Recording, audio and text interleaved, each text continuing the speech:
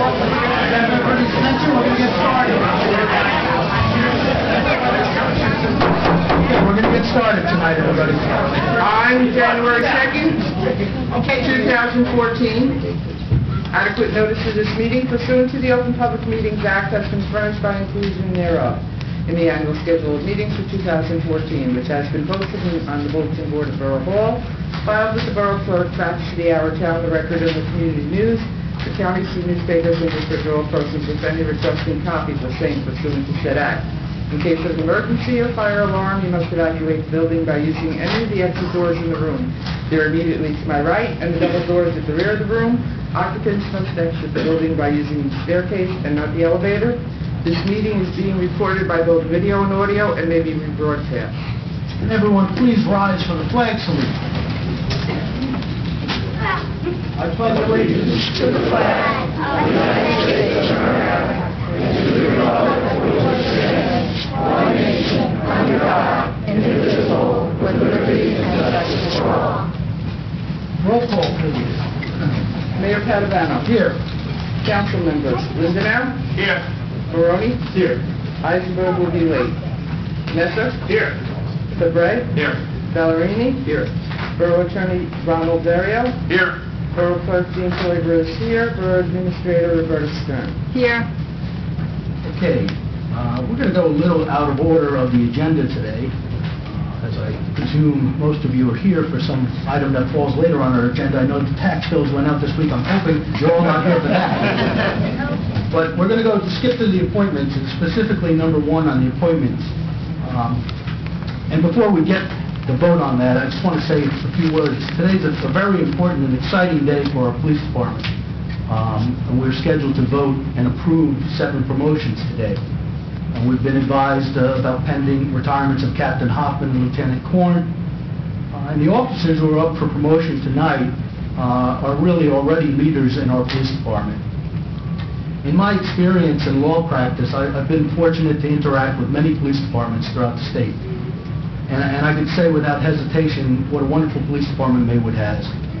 And as mayor, it's been an absolute privilege to serve with this police department. I've had the honor of overseeing the appointment of 5 new officers during my tenure, all of which have been a great addition to our force, but all of which have come through the specific recommendation of the chief and the ranking officers of our police department.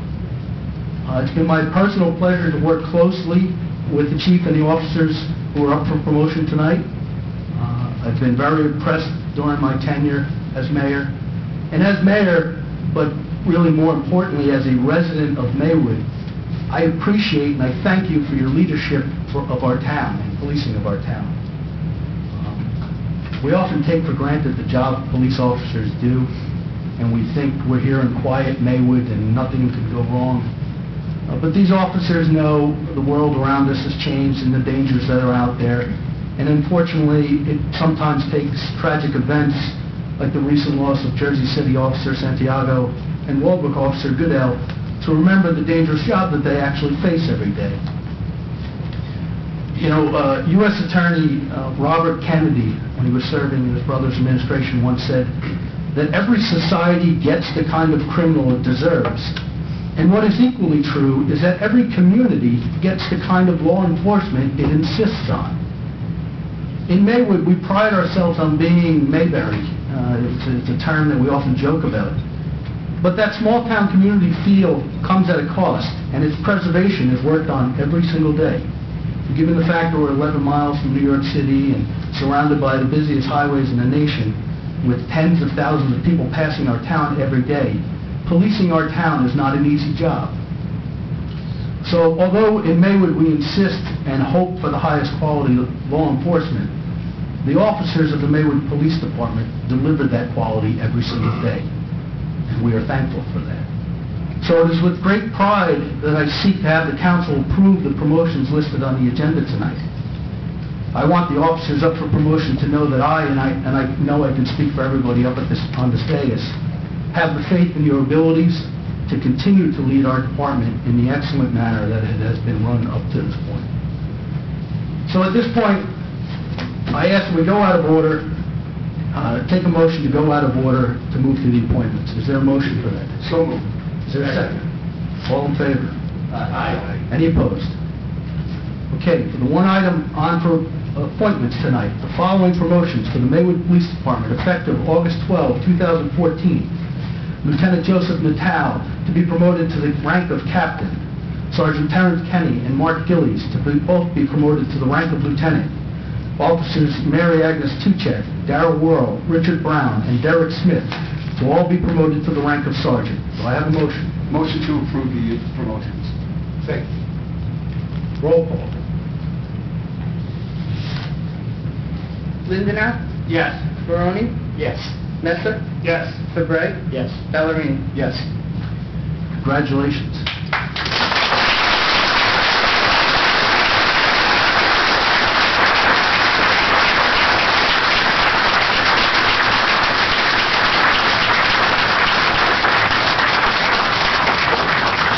At this time, I would ask Chief Pegg to escort Captain Natal down for the oath of office. And I will ask the police liaison to...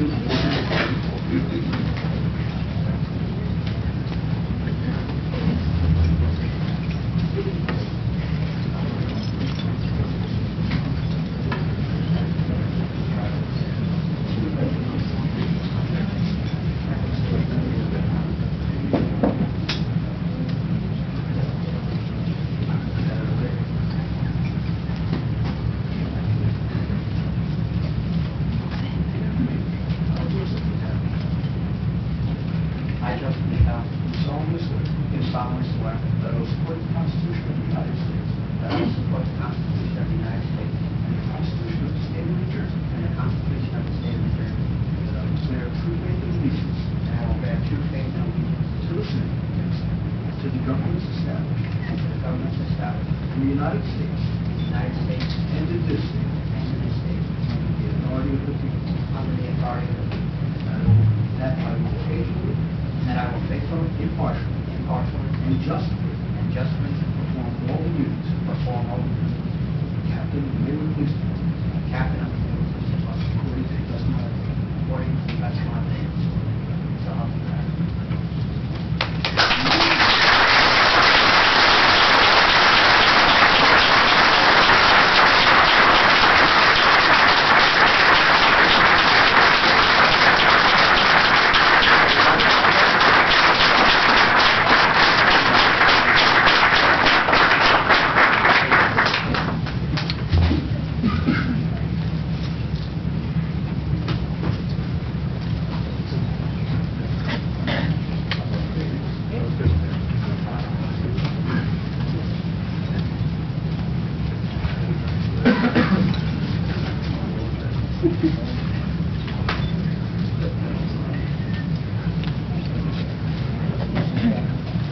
Capitano, I repeat. We now administer the oath to our new lieutenants. We have Lieutenant Gillies, Lieutenant Gillies, come forward with the friends.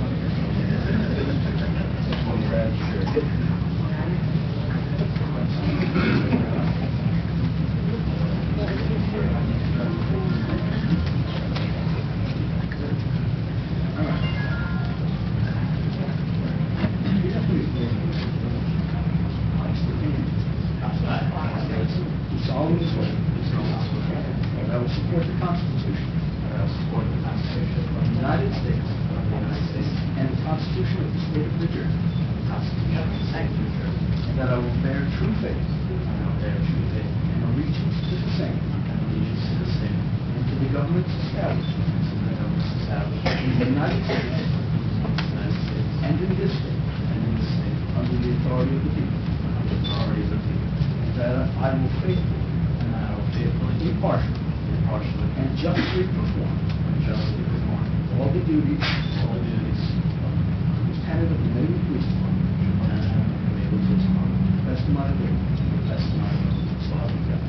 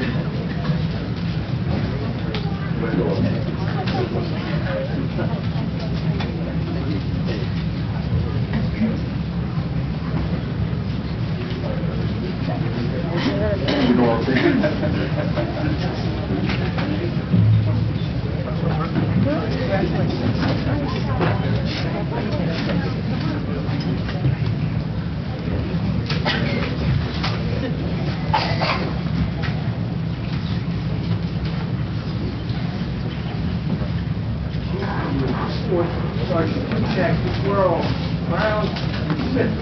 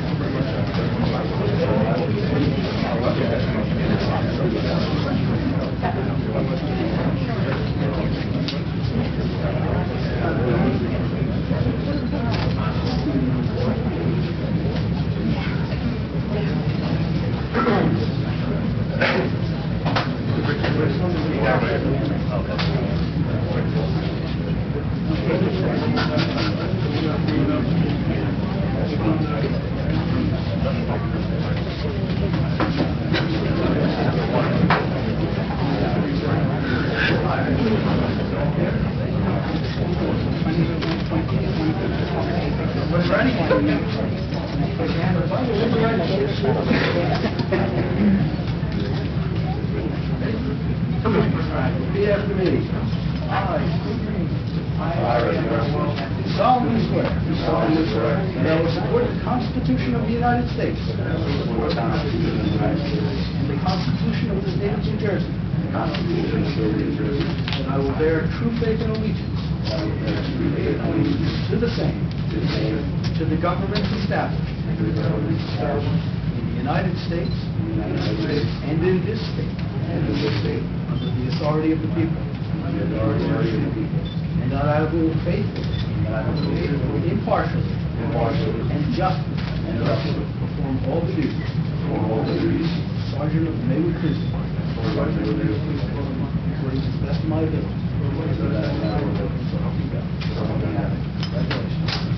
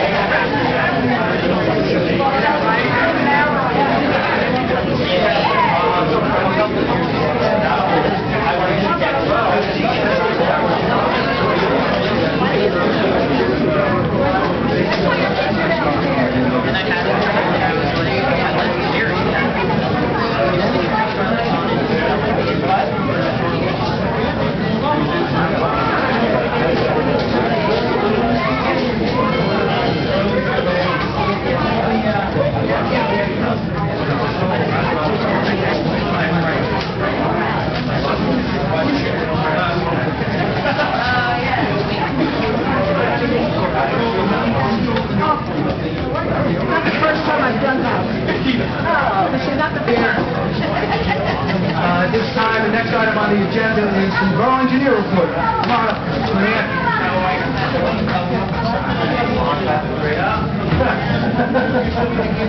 Can you top that, Greg? I was just going to say I was not going to be able to. Honorable Mayor and Council, tonight we issued an engineer's report dated the 8th for tonight's meeting. The first item is the economic recovery, in particular the pump station project. We know the governing body of the Borough of Maywood has entered in a local agreement with the Borough of Paramus. I know in speaking with the Borough Attorney's Office, he's discussing with the Hanjin property and also the office building property the acquisition of the 2 necessary easements to decommission the pump station. Subsequent to that, the project would be bid. Mr. Mayor, we think we're going to have a closing in the second week of September. Great.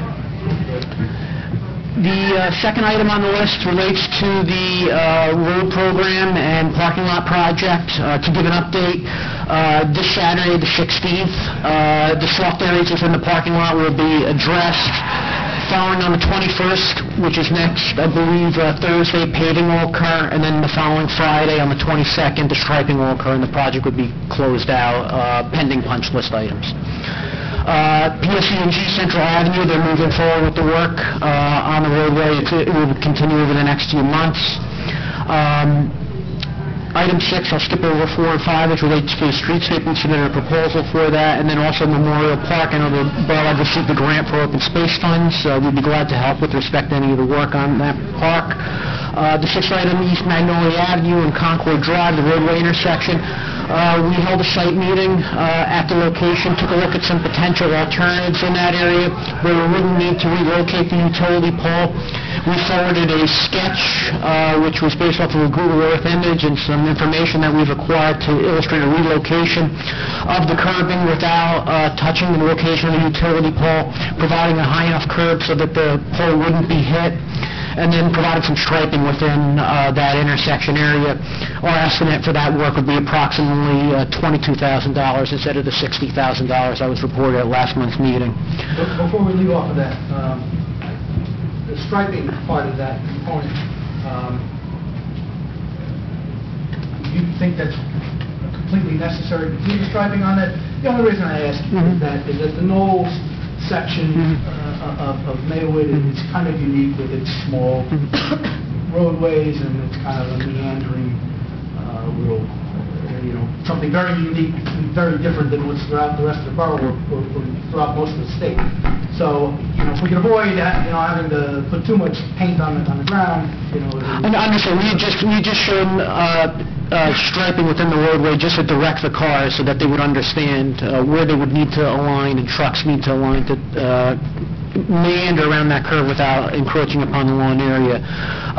That island that we showed within the sketch wouldn't need to be constructed. We would recommend no stop bar being constructed since it is a T intersection, and providing that the governing body would like to consider an ordinance for a stop sign at that location, just because Magnolia is the main roadway. Concord, in our opinion, would be the secondary roadway that would have the stop sign at that location. West Pleasant Avenue, approximately 2 years ago on the borough's behalf, we had submitted a discretionary aid grant for some traffic calming as it relates to the circles in that area. I'm glad to address the mayor and council and state that the borough's received approximately $34,000 to perform those improvements. I know the documents will be forwarded to the state, from the state to the borough shortly for signature, and then the borough could move forward with that project accordingly. The final item on our list, and I read the agenda and looked and noticed that an ordinance is going to be considered by the governing body to relocate the crosswalk at the Maywood Avenue Public School. If the governing body moved forward accordingly with respect to the first reading and then a second reading, that ordinance would then be forwarded to the freeholders, which at that time they would pass a consenting resolution. Then Bergen County has stated, I spoke to Tom Connolly in the road department, they would black out the location of the crosswalk. The borough would be responsible to paint the new crosswalk as it relates to it. In speaking with the county, the borough could move forward with the blacking out and painting as it exists now, but it would be our recommendation not to do so just for liability purposes until the ordinance is passed and then the consenting resolution moves forward accordingly. That concludes my report. I'd be glad to address any questions or comments that the governing body has. Sure. Blacking out or blocking? They would be blacking out either either grinding it or painting it. I think they're looking to paint it, and for this reason, I believe next year, early next year, they're going to be moving forward with the full paving program that was supposed to occur within the past year and a half. And with regard to the circulation, the grant money for the West Pleasant Avenue terminal, I know we had a conversation earlier in the week or last week about what are we to do at those locations. I know that you'd come up with some proposals at our request earlier in the year or last year about cobblestones or raised, something that a car can drive over. But I think, in talking it through, we've kind of both got onto the same page that that's going to present a plowing problem during the winter, and that perhaps utilizing this grant funding to put the rubberized material like that is in the crosswalks right now, and maybe even using colors, red with a white outline or something to that effect to match the streetscapes, but to still stand out with not making a plowing problem, something that can be easily plowed over but will last more than paint. I know the hope and the intention is to try to get everybody's attention when they drive in the wrong location, but I think putting a raised item there is going to present a plowing nightmare, I think. But I don't know, I open it up for discussion. Well, I think we had talked about this, Mr. Mayor, back when we first started, it was probably 2012. My feeling at the time was that we had more of a signage problem than we had in terms of a problem with the surface of the road itself. And that I don't think that, for some folks that maneuver those islands on a regular basis, people in town, it's not a big deal. But we get a lot of visitors, a lot of people visiting the shops downtown. And, I happen to live on Lincoln Avenue, which crosses over one of the busier islands, because at the end of the avenue there.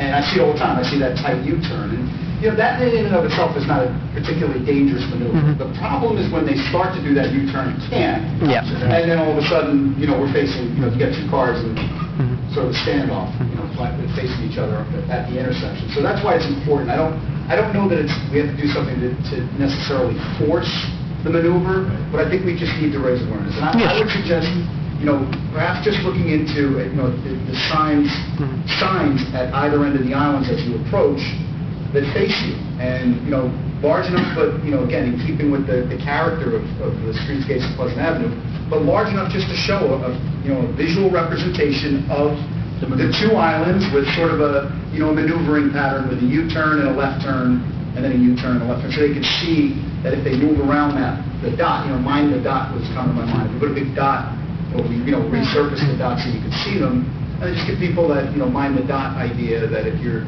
entering, that you're making the maneuver that's safest for everybody, right? Because like I said, I don't think it's a particularly dangerous thing to hug the island on the U-turn. You're going slow enough. And I think most people are. Like I said, I don't think it's that big. I think the funding of $30,000 would certainly cover signage as well as... Well, I'll give you a perfect example. There's the break in the island where the Maywood Inn is, and from Spencer Joseph there, you can't go across because there's signs that tell you can't go through there to make a left-hand turn. And you see it every now and again, but those people know that they're being rogue when they do it, right? But I think generally speaking, signage can help control a lot. I think it is an education issue. I think one of the things that I see is that people cutting it too close to the island instead of going around. So, up in Cape Cod and all the places where there are turnarounds, there are signs that kind of show you which direction you should be in. So, maybe a combination of the two, but I think one of the problems that I see going there or during the day is that people cutting it too short. They make the turn right after the immediate island instead of going around. It's an incredibly unique situation. Right. It doesn't exist. And Spencer Joseph anywhere else in New Jersey. is a little bit different, but I'm saying, but when you think about all the other places where we have turnarounds and, the traffic is directed a certain way, I think it's an education issue. Yeah, I agree. So I think the combination of the two would be, a good thing, and perhaps before the next meeting, our engineer could come up with another design different than the ones that we originally had, that the police had made a recommendation on that were raised islands, because the plowing issue is... I think we can do the flat ones. Right. That surface is more more... rubber bollards, and I've seen those flipped around. like rubber things that people bump into. They used to have them up there, actually. They used to have the thin little poles. Yeah, I mean, we do something a little more substantial, But I think maybe with the proper signage and the proper Right. painting that doesn't fade away, 6 months into it, that may help. Yeah. That'd be a good start. Mayor, if I could, the one other item with the Fairmont parking lot, those people who have paid for parking there, I think that we should give them a credit for the month of August. They were not able to park there. They were able to park at their homes.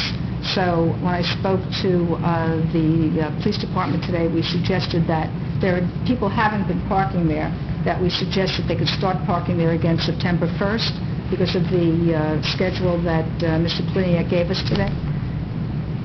I don't think anybody would have an objection to it. They've been kicked out of the parking lot for a month.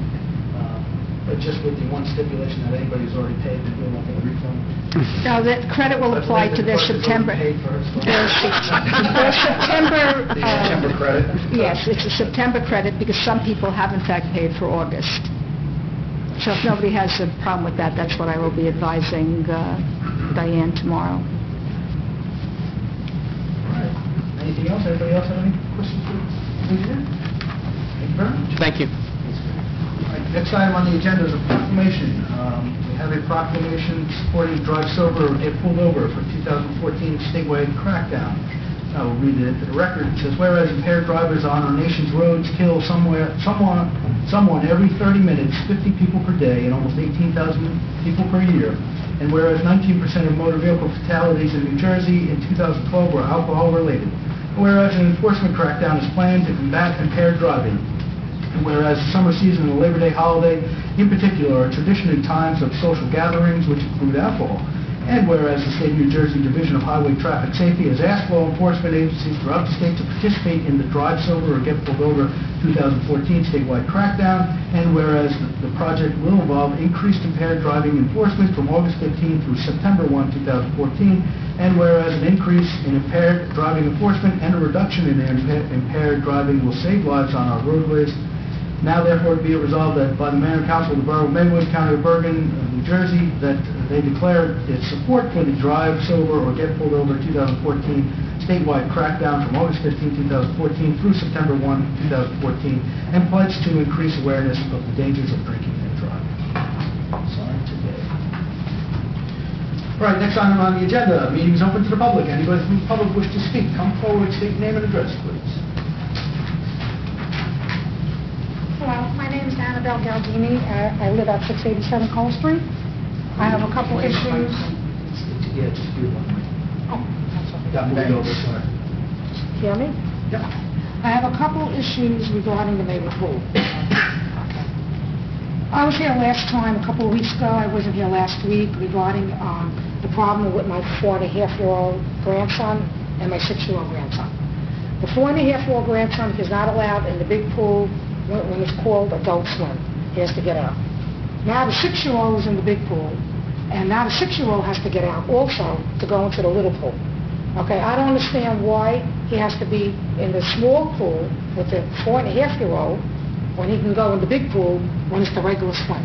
Now I'm thinking maybe it could be because they don't allow the 4.5-year-old in because the other children that are 12 and 14, 15 jump in the pool and they might knock a little one over. Is that the reason why a 4.5-year-old cannot go in? Or they have to be an Olympic swimmer? What is the reason why we can't be a family, like in the pool so we could all enjoy the day together? Now, every single time I go to the pool, I have to go with my daughter because she doesn't have 2 people to help her. I have to leave work and I come and help her every single day. And every single day, getting my 4.5-year-old out of the pool, which is going to be 5 in November, is just like a torment because the child is saying to me, Grandma, it's children's swim. Aren't I a child? Why am I going in the baby's pool? I'm a child. You're staying right with me. You're right near me.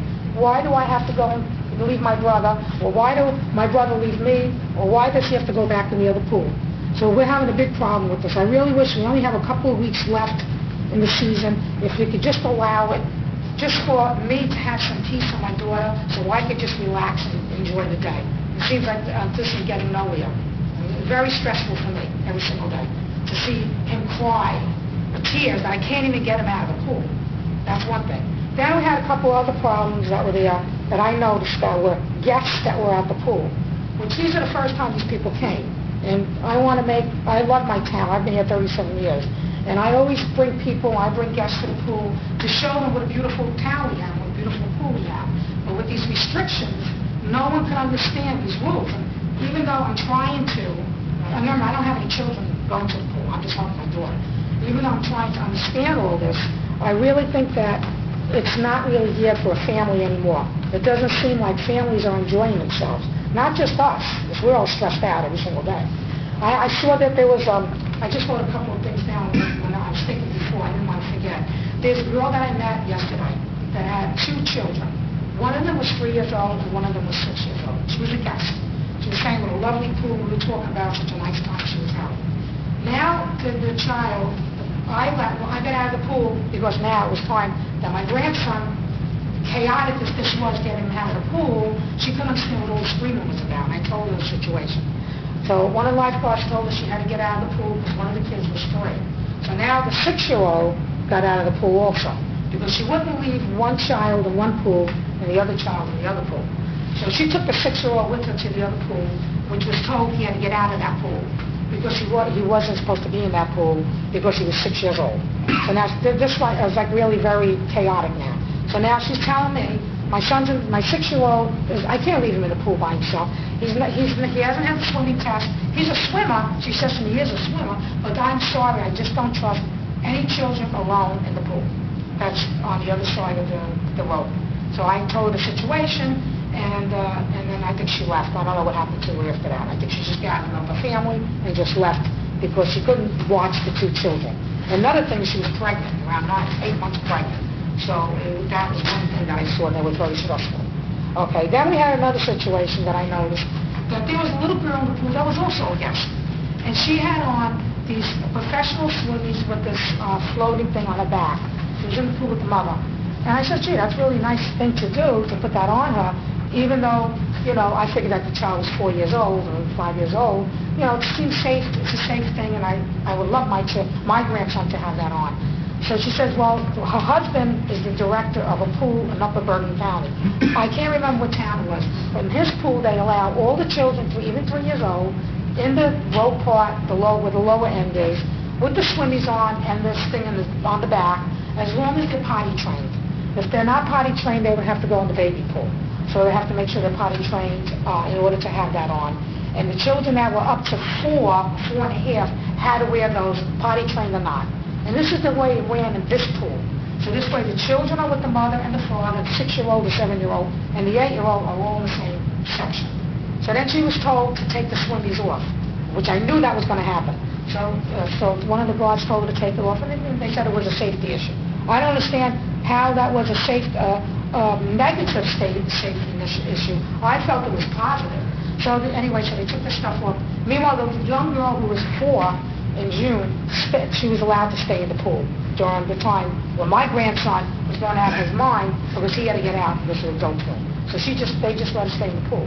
I don't understand that, but I didn't say anything because if she could get away with it, good for her. Because it was a guest, and it was the first time she was there, and I would love to see her back again as a member of the pool. So that was like really bizarre. All right, then there was another mother that comes to the pool. I don't really know these people. I just happen to notice things because of what I've gone through with my grandchildren. She has children, and she had one of the children was in the pool during the time my grandson could go in, whatever it's called, adult swim, whatever it's called. And then they blew the whistle, and the child was still in the pool, and she was standing there with her dress clothes on watching the child. And my grandson had to get out, and all the other kids had to get out. So I don't understand what that was about. And great, I'm glad for her because at least her child could enjoy family time in the pool. So she lucked out, but she didn't get caught. But I wouldn't say anything because I wish that would be me and my family. So that was another issue. Then there was this really, then there was a very weird issue here that has to do with a friend of mine. She was sitting on the pool. She was in the pool with her 2-year-old who was in the baby pool, and she had a 6-year-old there.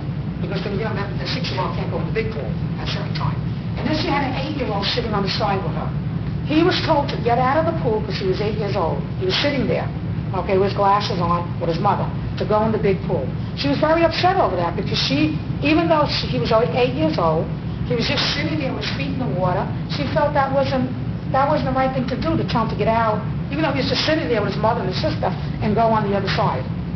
Why couldn't he just stay there? What was the reason for that? He was a good boy, I know the kid. He's a nice kid, and he's 8 years old. So that was another issue. Now, her son had to leave and go in the blanket while she sat there with the baby. So I thought that was like really bizarre also. So these things never happened. I have to understand when my children were young. I never saw anything like this, ever.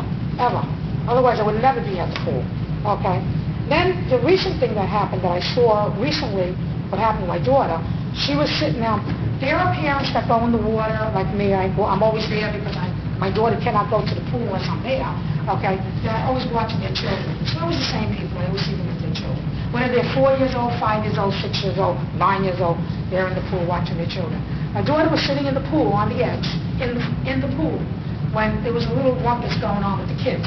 So she jumped up right away to see what was going on, grabbing the 4-year-old. Okay, there was all the parents there. So one of the lifeguards told her, in order for her child to go in the pool, she has to be in the pool. I don't know where this law came from. I don't know where this came from. Why she said that to her. She was sitting on the edge when you have a lot of mothers sitting on the other side of the wall watching their children. That's what was told, that you have to be in the pool. But she was in the pool. So I don't know what that was about. And that was also during the Don't Swim. Okay, then there was another time when I was in the pool, and there was nobody else in the pool but me and my grandson, and they blew the whistle, and we had to get out. And guess what? Nobody even went in the pool. Nobody was there at that time. So then there was another issue I noticed, that there was this woman, she didn't speak English. I don't know what she was, but she didn't speak English. And she had 3 children in the pool. She was told by one of the lifeguards that they could stay in the pool until 2 o'clock. Okay? I was amazed because I was so happy. I thought we could all go in the pool at 2 o'clock. So I got out when they told her, blew the whistle, but she stayed in the pool because she was told she could stay in the pool by one of the lifeguards. Apparently, one of the lifeguards didn't know what the rules were, and she stayed in the pool. Now I'm saying to the lifeguard, why are you taking her out of the pool when it's 2 minutes to 3? Let her stay there. And they said, no, she has to get out. So she had to get out with the 3 kids until they blew the whistle for her to go walk back in the pool again. So with the 6-year-old law, it's not really working, and all these issues that are rising are things that I don't even know. I've been looking at the laws and all the stuff about the pool. I don't even see any of these things in there. So if there's 3 weeks left, can't you give a little bit for 3 weeks that my grandson could stay in the pool so I don't have to go to the pool every day with a stomach ache and him screaming, that I have to pull him out of the pool. He jumps in, he walks in, he swims around. He's not an Olympic swimmer. He cannot swim to the rope. I can tell you he can't. But he could walk around. I could watch him. Everybody could watch their 4-year-olds. Can't you just give this last 2 weeks of us peace? Just his last 2 weeks. That's all I'm asking for. Okay? Thank you. Thank you. Anyone else?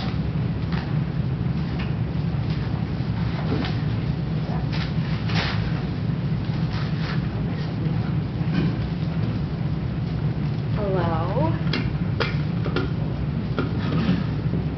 Okay. My name is Samantha Antonetti, 676 Lincoln Avenue. I'm a lifeguard at the Maywood pool, and I have been reviewing the YouTubes recently that have been posted about the Maywood pool and the topics that were addressed, and I just wanted to address some things if that was okay with the council. So, according to the Center for Disease Control, each year over 3,400 people drown in the United States. Drowning is the leading cause of unintentional injury deaths for children 1 through 4. The second leading cause of unintentional injury deaths for children 1 through 14 years, and is the 5th leading cause of unintentional injury deaths for all ages in the United States. The CDC statistics show an average of over 800 children under the age of 15 drown each year. Thousands of others are treated in hospitals for submersion accidents, accidents which leave children with permanent brain damage and respiratory health problems. The CDC states that it takes less than 20 seconds for anyone to drown in an ocean, a lake, a public pool, private pool, bathtub, inflatable pool, and buckets. The good news is that most of these deaths are predictable and they're preventable, especially with the rules and regulations that we have been diligently trying to enforce at the Maywood Pool since its existence. Now, the Red Cross. The Red Cross, they surveyed and found that 80% of Americans said that they could swim. Only 56% of self-described swimmers can perform all 5 of the basic skills that could save their life in the water. These critical water safety skills, also known as water competencies, are the ability to step or jump into the water over your head, return to the surface and float or tread water for 1 minute, turn around in a full circle and find an exit, swim 25 yards to the exit, and exit from the water. If in a pool, you must be able to exit without using the ladder. The Maywood Pool does a 15 feet test, and we ask the swimmers to swim in 2 strokes, freestyle and backstroke, depending on the test, which in my opinion is an easier test than the water competency test, as well as more applicable for the Maywood Pool environment. Overall, the survey found that more than half of Americans either can't swim or don't have all of the basic swimming skills. The National Drowning Prevention Alliance states that adults should be smart and aware. Never consider children drown-proof because they've had swim lessons. Nothing will ever eliminate the risk of drowning. Even an Olympic swimmer can drown.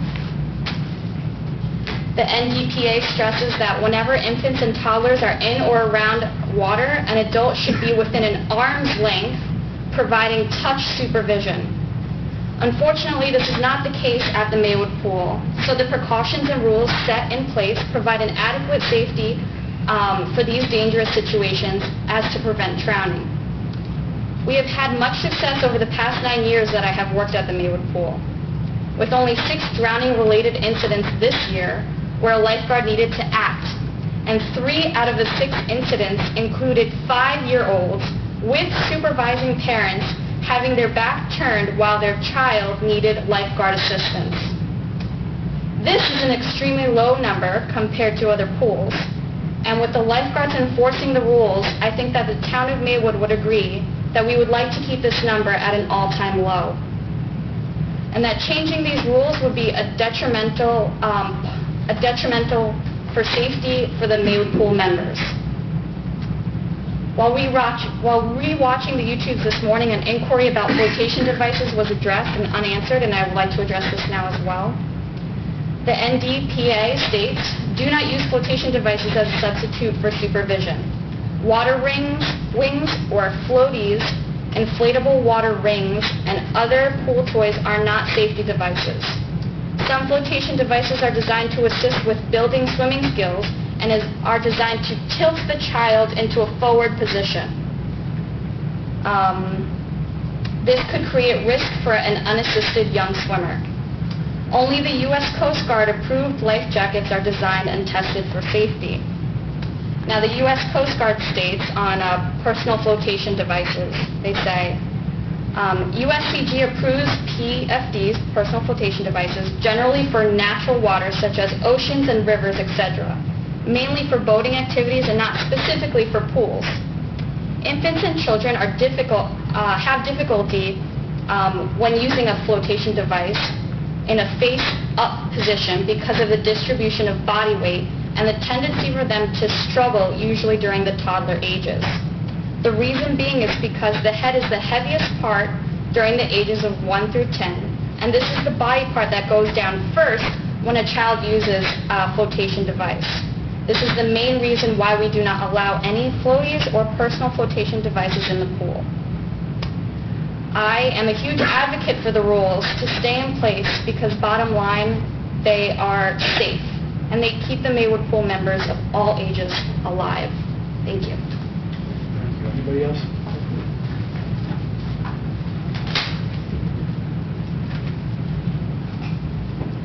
Hello. My name is Martin Williams, and on August 1st of this year, I went to the Maywood Public Library. I selected 3 DVDs and openly placed them in my Teaneck library bag to carry downstairs to the computer room to use the internet. I used the computer for over 2 hours when 3 police officers arrested me for shoplifting, for concealing the DVDs in my bag. Although I never attempted to leave the premises, I have no criminal record, and when the police officers approached me, I was on YouTube. I am legally disabled, and use of a bag to carry items is a direct result of my disability. Under Title II of the Americans with Disabilities Act, libraries must make reasonable modifications in policies, practices, and procedures as not to deny access to programs, services, or activities. For the library to have me arrested as a result of my disability is a violation of federal law. The library denied me a right to be heard, for the first communication was arrest. At the library, other patrons openly use bags to carry items while browsing without incident. Other patrons can do freely what I was criminalized for. It is a violation of state and federal law to subject persons to differential treatment based on race or disability. I would ask this council to investigate the events in question and would like my voice to be heard in the investigation and not segregated. I would urge this council to send a friend of the court letter to request that this case be dismissed. I would ask this council to investigate the actions of Library Director Caroline Brown. Her conduct was so reckless that if she is found to have violated state and federal law, then it may be the taxpayers who are harmed as well. Thank you very much for your time and consideration. Again, my name is Martin Williams, and if you want to contact me, please do so at the organ donor, THEORGANDONOR @gmail.com. I can answer any questions. Thank you. Could I have a copy? Thank you. Anybody else from the public? Okay, and close to the public? Right. Ms. Goldine, we're not going to get into a back and forth with this. If you want to talk to her afterwards, you can certainly do that. Anybody else from the public? Okay, close to the public. Public hearing, next item on the agenda. Public hearing on pending ordinances. Ordinance 1114, an ordinance to amend Chapter 52, subsection 55, entitled Employees Retirement Health and Insurance Benefit Program for the Borough of Maywood Code, the Borough of Maywood, State of New Jersey. Anybody from the public wish to speak on this ordinance? If not, I will entertain a motion for adoption. Motion to adopt. Second. Roll call. Lindenau? Yes. Maroney? Yes. Eisenberg? Yes. Messer? Yes. Fabred? Yes. Ballerini? Yes. Be it resolved by the Mayor and Council of the Borough of Maywood that ordinance 1114 be and is passed upon second and final reading. The Borough Clerk is hereby authorized and directed to advertise the same according to law. Okay, correspondence before the Borough Clerk. Okay, you'll notice in your mailboxes here at Borough Hall, I did put a amendment to the preliminary bill list, as well as a copy of the fee ordinance with the requested fees from the department heads highlighted in red. So, and I guess we'll discuss that later. And that's all I have. Borough Administrator. Borough Administrator, no report. No report. Borough Attorney. I have no report this evening other than what I mentioned earlier about the pump station closing, and I anticipate that'll be in 2 weeks. Closing on the easement. Closing on the easement. Which will mean the pump station is offline.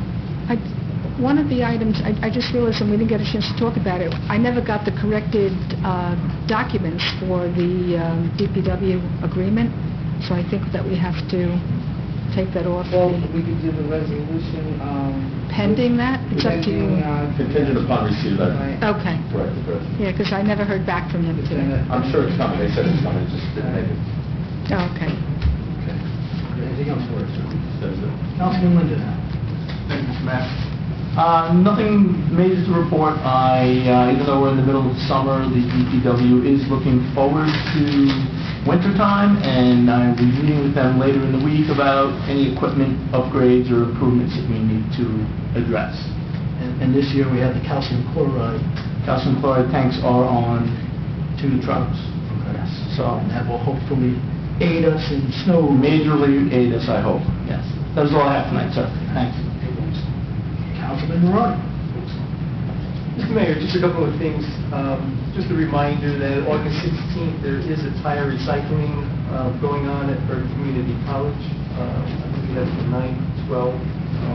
And on October 23rd, the health department will be having a flu clinic.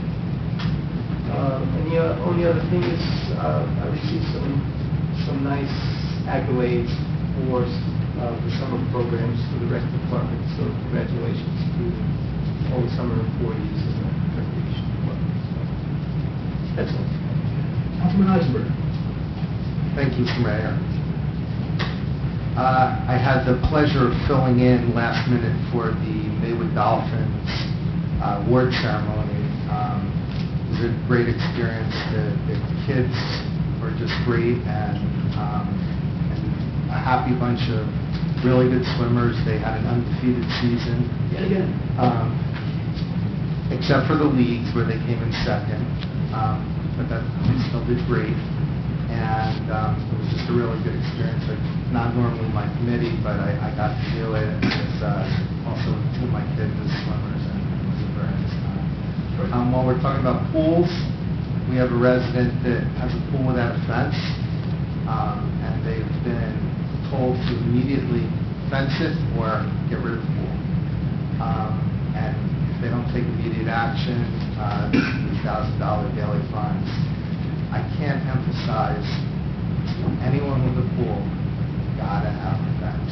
The fence has to be closed, and the gates have to have auto closers on them that shut, so that nobody can leave it open. A little kid could go in there and drown, and it would be devastating for our community. And while you're on that topic, I think it's very important that it's great that you bring this up, to stress the importance, because a lot of people are buying these, kits at Toys R Us or other type of Blow-ups, local places that still retain enough water to, be a real problem. So that's a very important issue. Absolutely. There was a moratorium for a number of years on foreclosures in New Jersey. They were very limited for a number of reasons. Court cases, some robo-signing problems, and so now they're starting to pick up foreclosures, and there were a bunch more vacant houses in Maywood. I think it was 8 new ones that the building inspector gave me. I'm going to get some figures on that, but that's troubling, and when you especially have to live next to a house like that, and we're going to really stay on top of it. That's my report. Thank you, Mr. Mayor. Thank you. Councilman Messar. Thank you, Mr. Mayor. Just a brief recap of the July 30th Board of Education meeting and the joint email that was sent out from Michael Jordan from the Maywood School District on Tuesday, August 5th. Members of the Mayor and Council, along with Chief Hague and members of the Library Board and some concerned citizens, were in attendance at the July 30th meeting to discuss, amongst other things, the Memorial School circulation report done by Nigley Engineering, and some changes that are coming out to the drop-and-go scenarios of both Memorial and Maywood Avenue School. The consensus with the engineer's report on Memorial School is that the system that is in place needs to stay in place, that the turning grant to a one-way for certain times of the day would probably not be best for improving things. However, some reminders and some small changes are going to affect this school year. One reminder being that there's only one crosswalk in front of the school.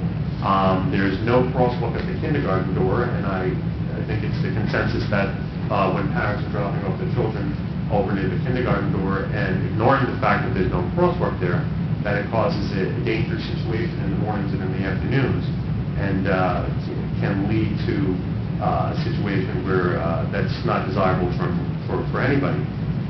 Also, although the police can't be there all the time, they will be enforcing the drop and roll rules and paying attention to violations that are in these areas. Also, as this council had voted on and passed prior, there will be starting now cars traveling on Fairmont in the direction of Grant must only make a right turn onto Grant and cannot make a left turn onto Grant any longer coming off of Fairmont during the morning pickup and afternoon pickup as far as the schools are concerned.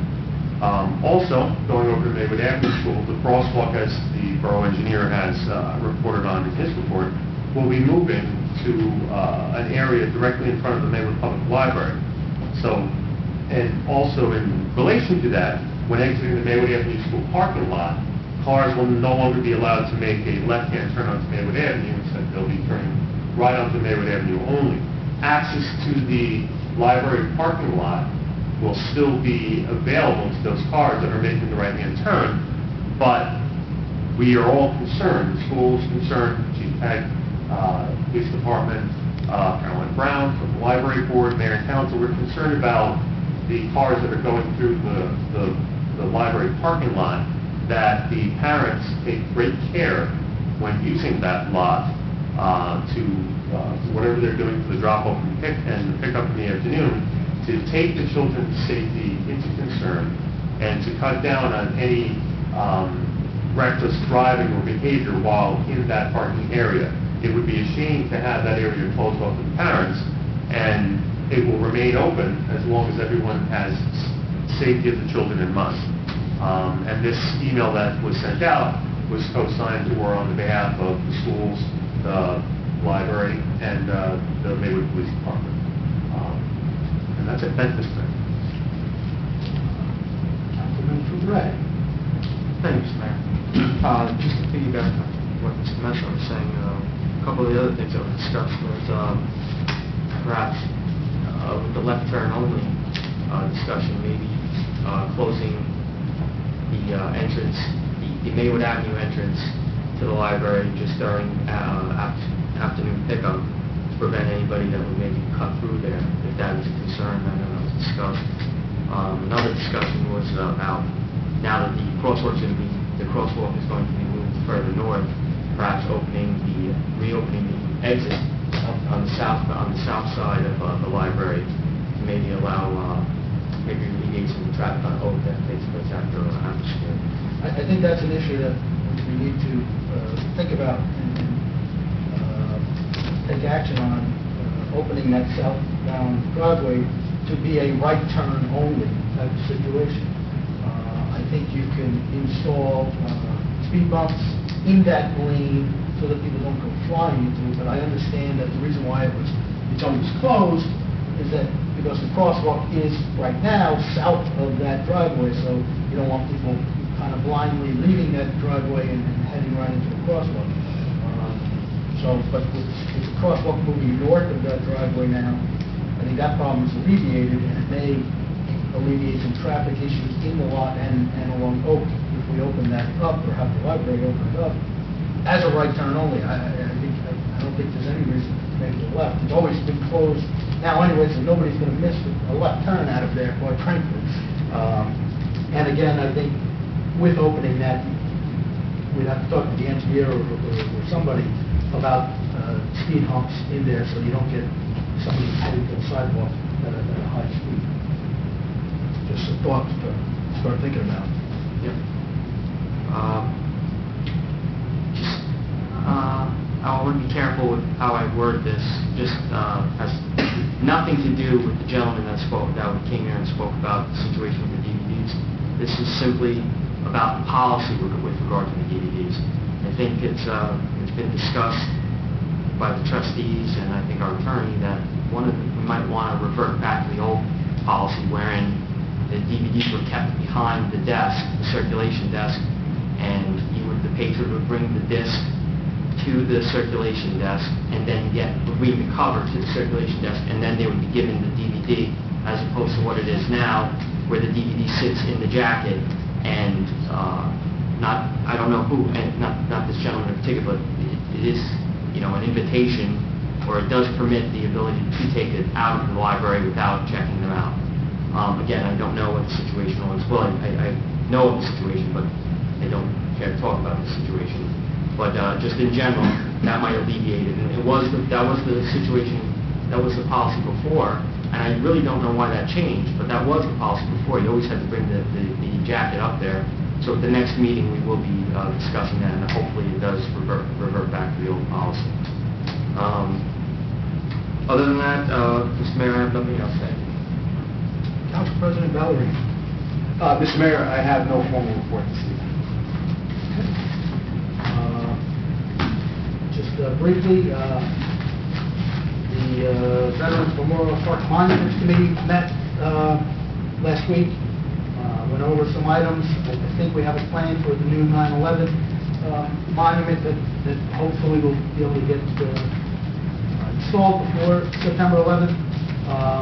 We also have gotten quotes or found 2 new businesses to look at some of the monuments, and specifically, I think today we've got a quote for the World War I monument repair, which seems to be very good, is very inexpensive.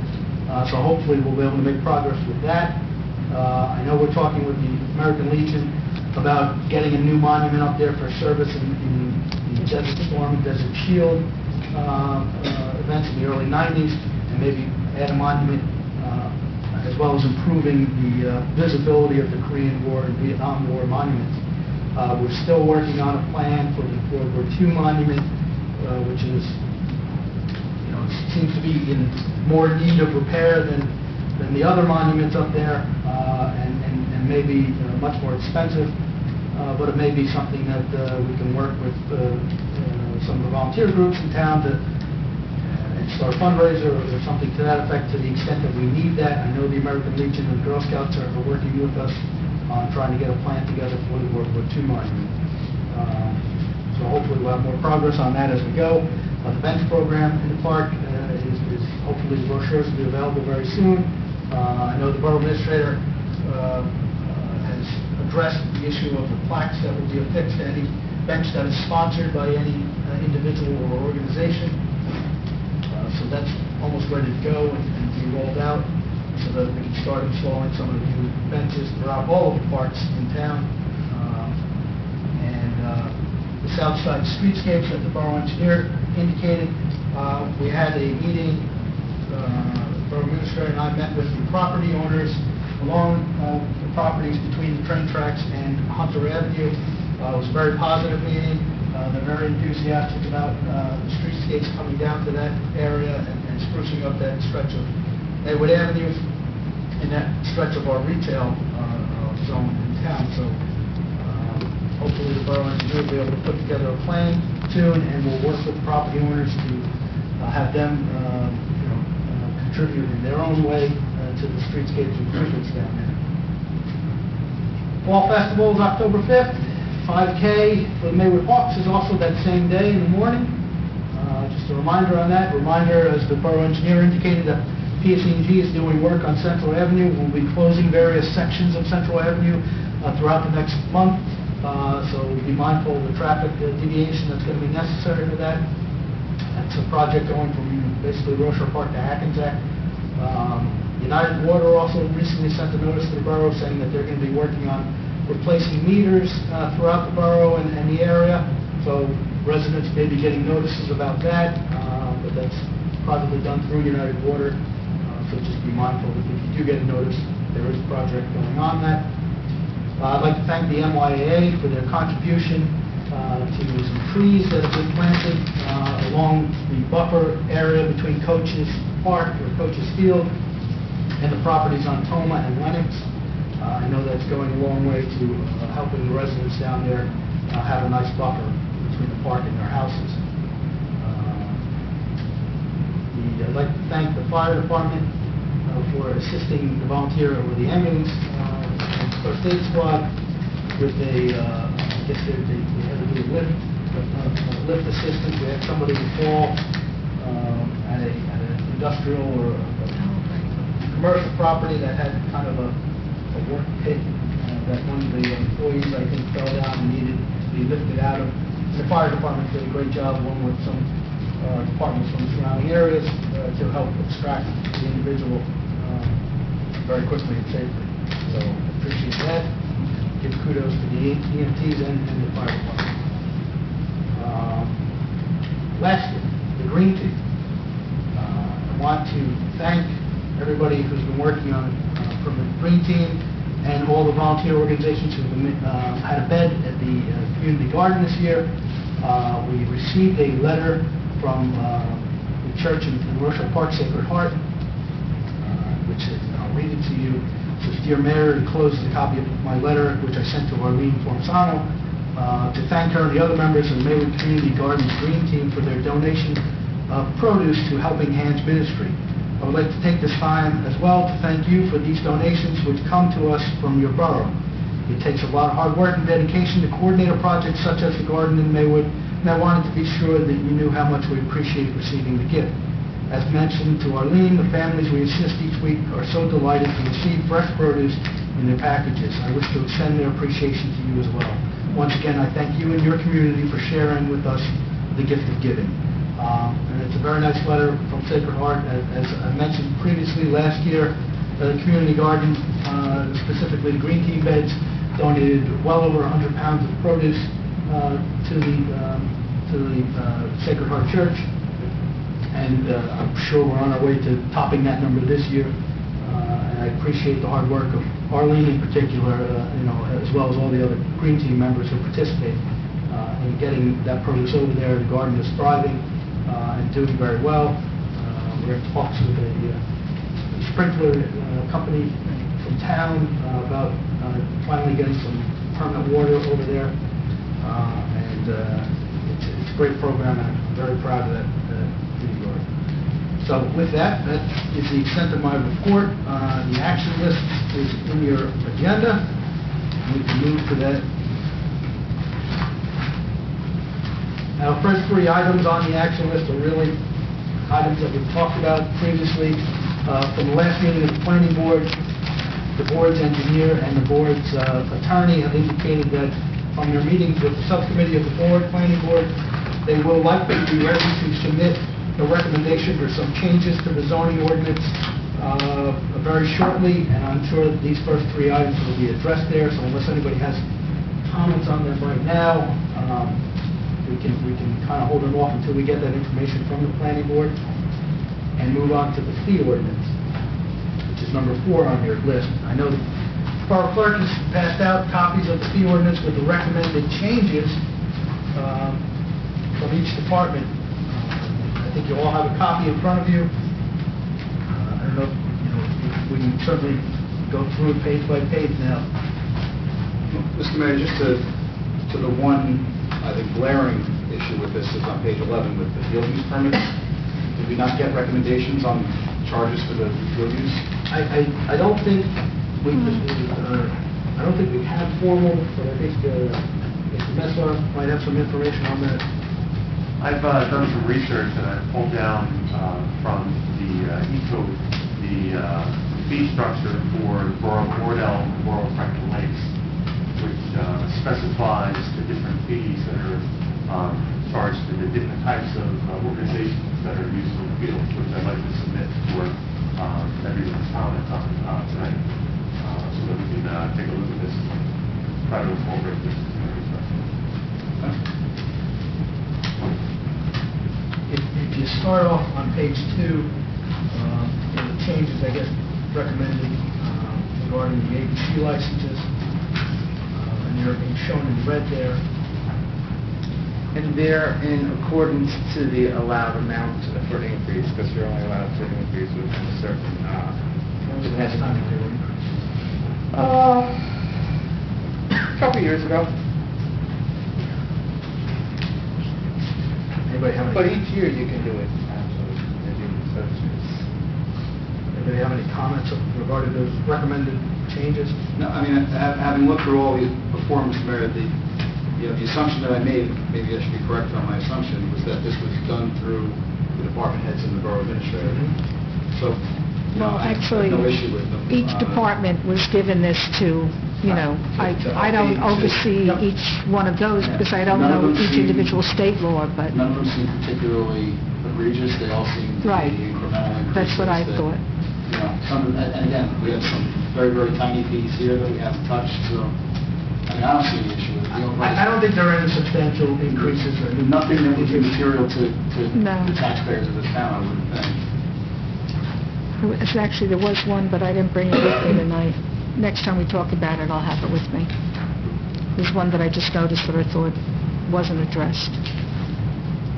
If you want to circulate field permit issues to us. Yeah, I mean, what did you see, Frank? I'm just curiosity. Well, let me, the one I spent the most time looking through, because it was actually outlined very, very nicely, is the Borough of Franklin Lakes.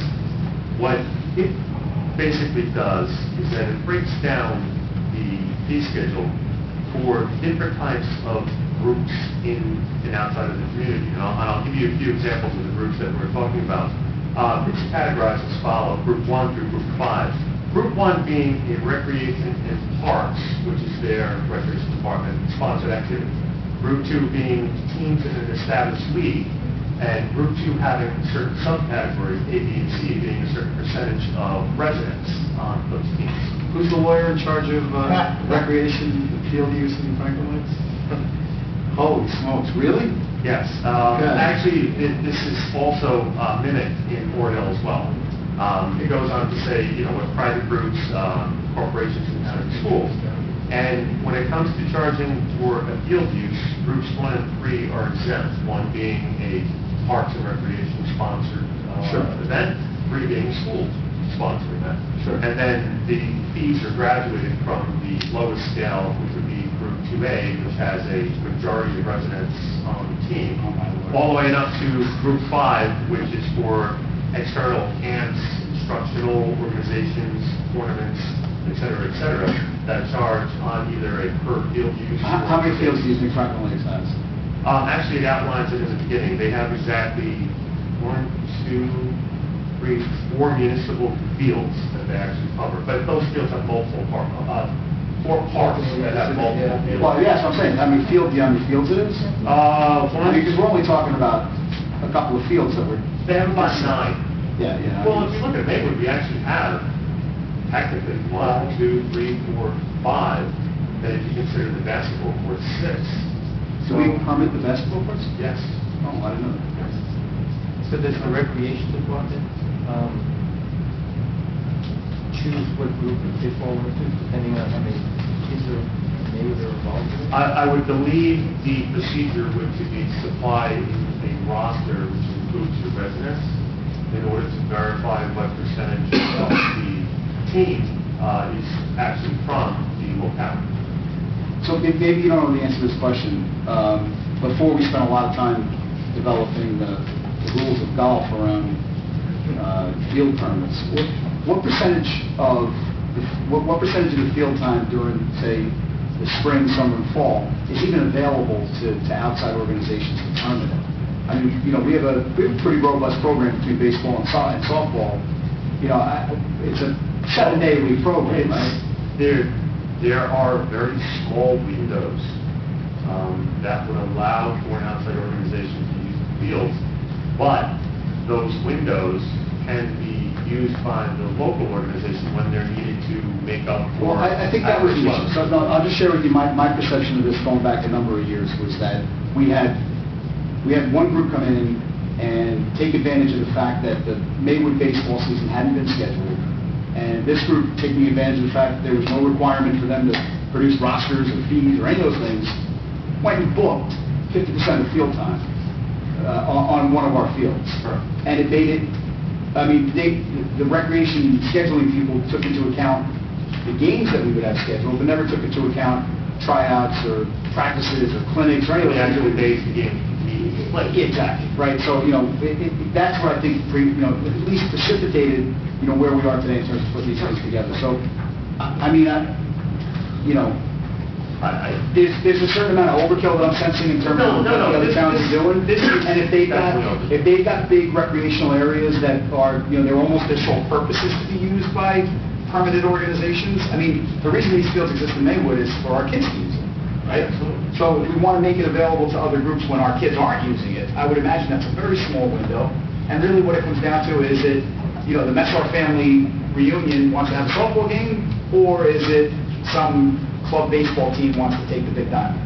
I mean, that's really, to me, that's all we have to really distinguish between. I agree. I don't think we need to go into 5 tiers to 3 sub-tiers. I think we absolutely need to determine, a borough-sponsored activity from an outside organization that has borough residents on it, so that when they are using the field, if there is a certain low percentage of residents that, our tax dollars go to maintain these fields. And I think that they need to share a little bit of that.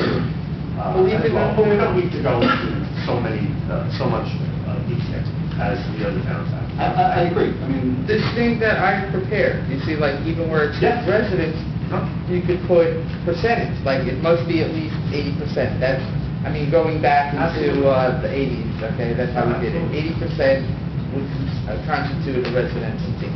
Absolutely. So, that's something we could add there, a youth fee, whatever. And for borough organizations, there would be no charge. For the MYA, Whatever borough-sponsored organization or recreation department sponsored. So the fee ordinance is probably not the place for this, but, we do need to consider, maybe it's just policy, I don't know, some date at which the schedule is open to organizations that are not town sponsored, whether it's schools or MYA or whatever. So give those folks till April 1st to do their scheduling in these fields. Same thing with soccer. Give them till, July 1st or August 1st to do their scheduling. And then the calendar's open and, they can, we can permit the To be honest with you, most towns have these fees under parks and playgrounds or parks and public lands. It's not under their fee ordinance specifically. What they do have is that if they're running a camp or a baseball or football program, those numbers are in their fee ordinance. Referred to. Correct. And this is actually separate from.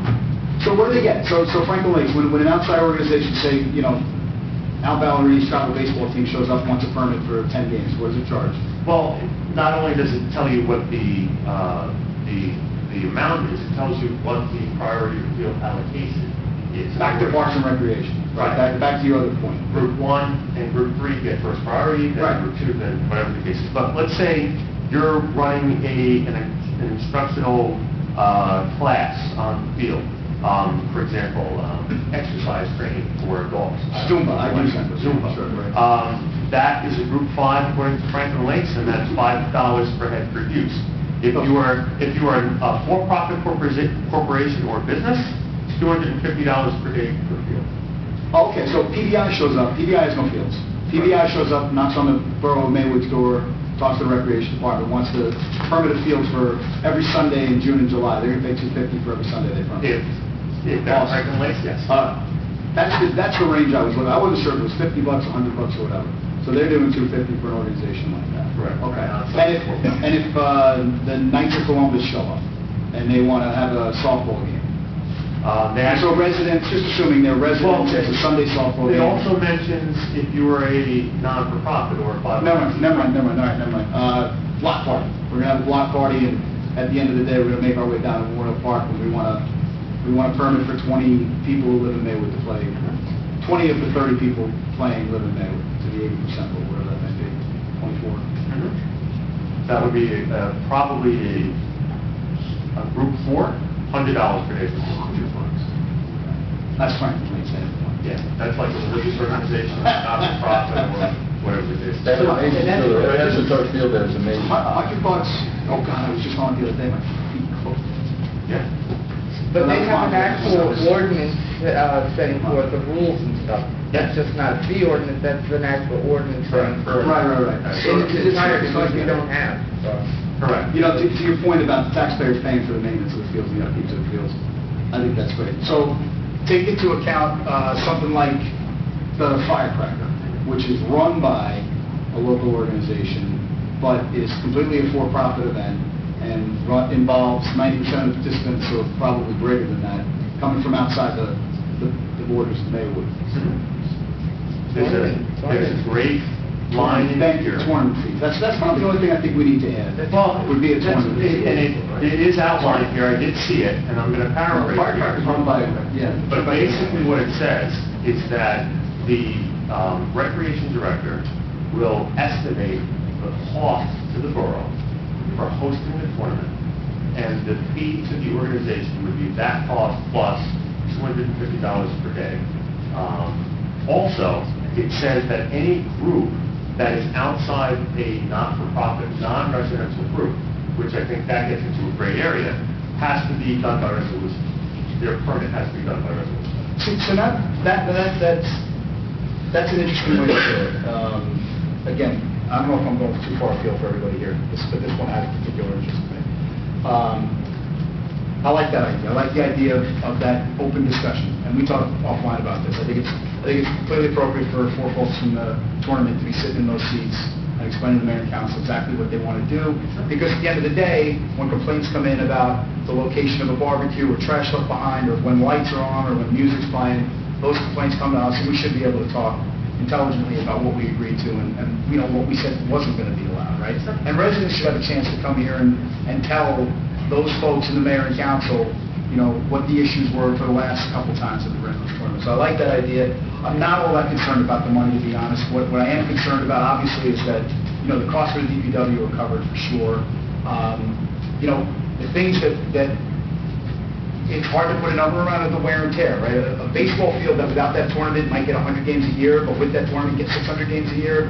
That's something that I think, again, smarter guys than me who have a lot more expertise in terms of field maintenance and wear and tear and what that can do need to be a part of that. But when we're putting together a major bond to rebuild Cleveland Field and to resurface and transform the Big Diamond, for the town, for the taxpayers to all chip in for that, and then have those fields, again, 5-6x the use through a tournament, that's not fair either. So there has to be some consideration for how that's being done. So I know in our conversations, I don't mean to leave anybody with the impression that the NYA, they have been dying to do this. The Maywood baseball guys have been dying to figure out how to help out the town. I understand that. We just got to make it easier for them. Put together a process that says, this is how we think we should do it. And they go, let's go hammer it out. And again, the fees are secondary. I think it just needs to be better understood what the impact is. And to your point, the cost plus is the right way to do it. That's all I would suggest. Add a tournament fee schedule, and then we can talk about the park and recreation thing, how that looks. In my opinion, so that would be the right way to do it. Oh, God. Anybody else have any thoughts? Any other thoughts on that, or any portion of the work? Yeah, we have two fees for solar energy. What page? Page 5. $150 for an R5 residential 5 system and $300 for a commercial system. And I just think that solar energy, someone's doing the right thing. And I think maybe we should lower the fees on those two things. Your code official reviewed this. That's something that probably would want to bring up with him. I'm saying it more in the fashion of the way the government gives tax incentives for things. I think when somebody does the right thing, there should be some reward. The fee should be a little bit less. But that represents the level of effort and cost to do all the inspections and the safety. Exactly. That may require certain certifications and expertise that are going to cost us money. That's not fair. It might, but our fee is commercial. Which you assume would be a larger system, right? I mean, these are Put inspections. solar cells on the roof here, and I don't think it costs the building inspector $300 to go up there. If you certify. You want to know I just what don't go happened there. with that project with all the inspector. It was really quite, right? I mean, how that guy was here almost daily, and different people coming in different inspections. Because you had electric, you had the solar, there were like multiple. A number of different people. I get your point, but if it costs money to do the inspection, then that's really what it represents. It's not just Not a fee. penalizing them. It's not a fee to issue the paper to go put Right. a system in, right?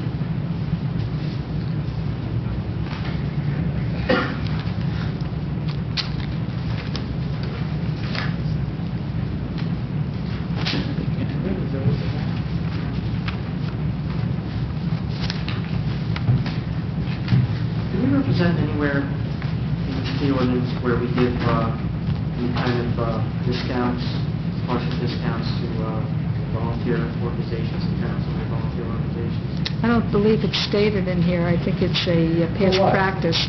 In other words, volunteers who do not pay at the pool or certain other fees. I believe that's what the councilman is referring to. I don't believe it's spelled out. It's always been past practice.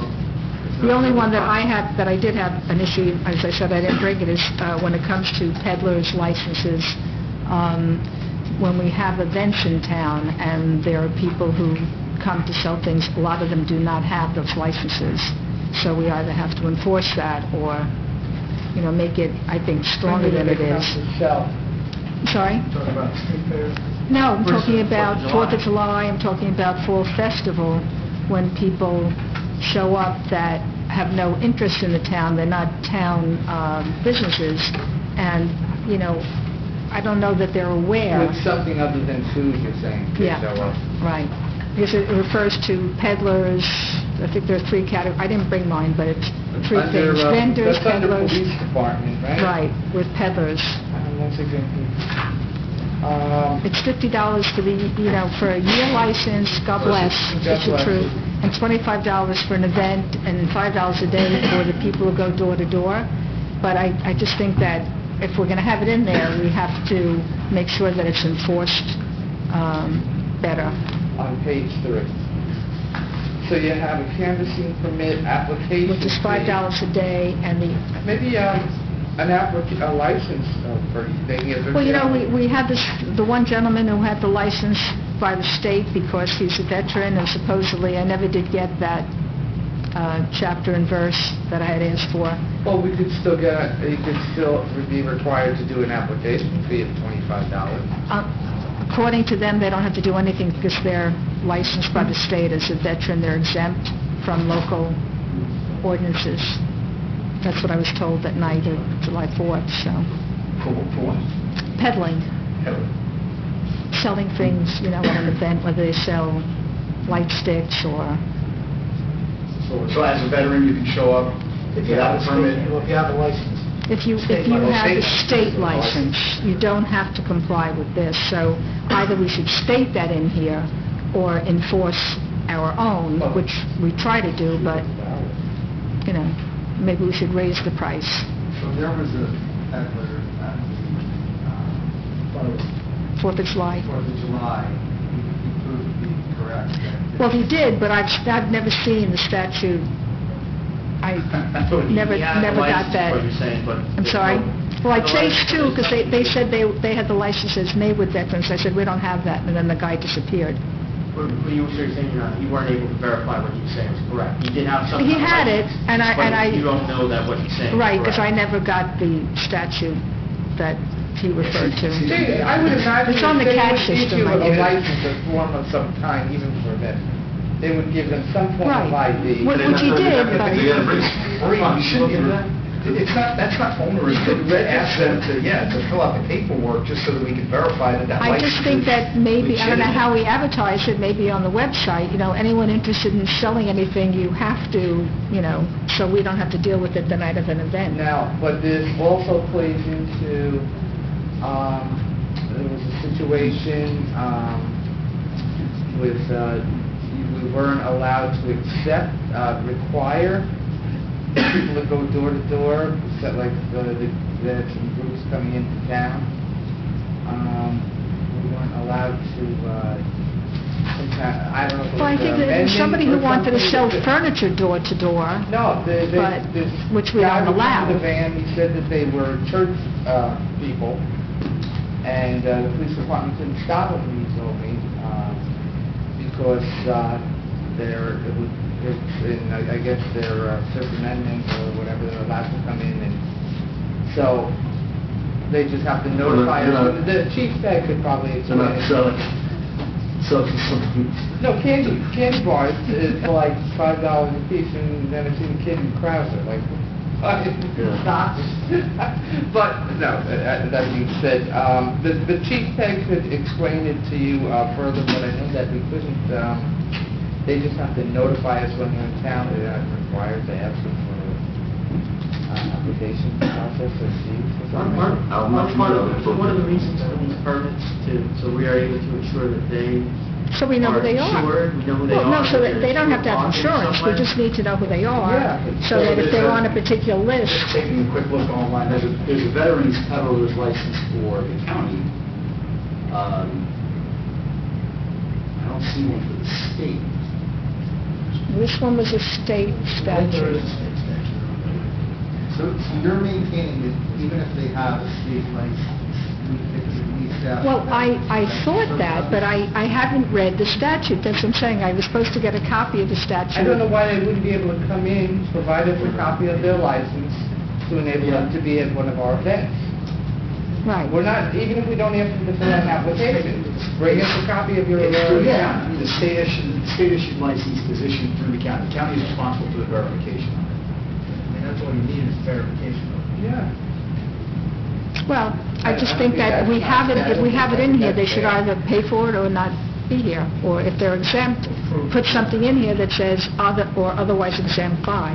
I don't know that that might not be considered unreasonable, not respecting sovereignty of the government. No, you can make them show it, like you can't additionally permit Right, it. that's what I'm saying, or just say otherwise, Right. or otherwise, What I'm saying, I don't know that you can make them come to Borough Hall and show it in advance. I think if they present They presented it at they present it on premises. But one guy couldn't present it, and he left. Now, whether he had it or not, I don't know, but... He left very quickly. Yeah. One person did present something, in satisfaction of the police department. Right. Newark requires them to bring in their state-issued, county-issued peddler's license for a Newark license. No fee. There's no Right. fee at any level for this, but So it is just- verified, so I think that would be a reasonable ask. I would think so. People don't show up with licenses that can't be verified at the park.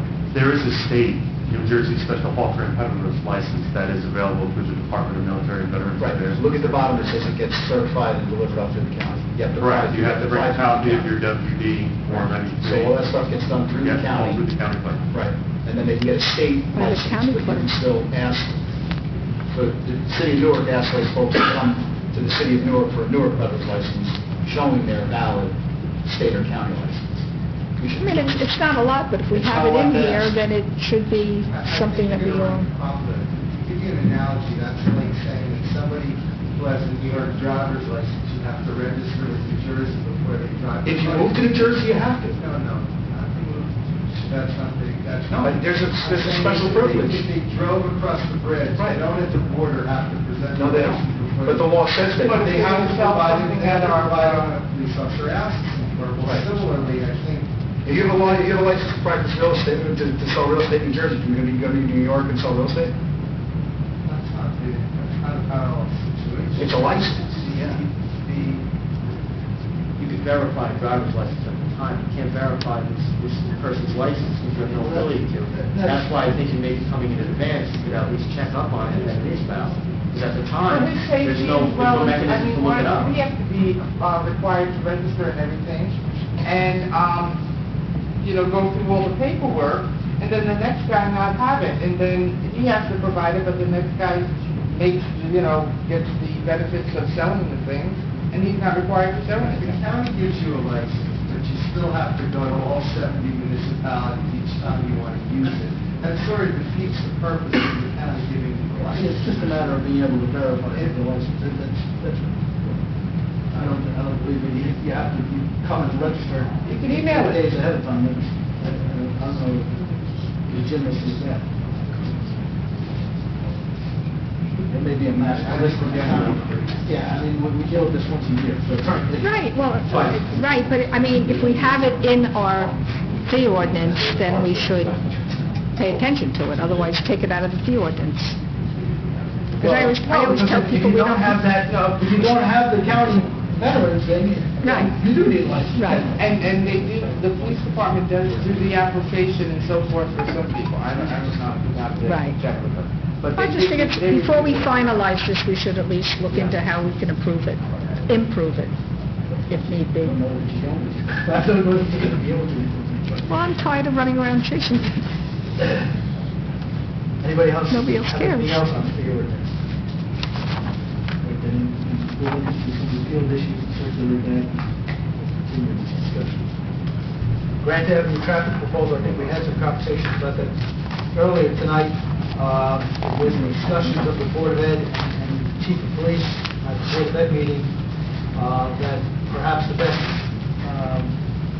approach to this at this point is to work with the improvements that have been made already with the no parking on Grant, on the western side of Grant, and the no left turn from Fairmont onto Grant, in specific morning and afternoon drop-off pickup hours during Monday to Friday, and that if there's a closer, oversight to making sure that people aren't improperly crossing the street at the southerly portion of the school's property there, which coincides with the kindergarten entrance.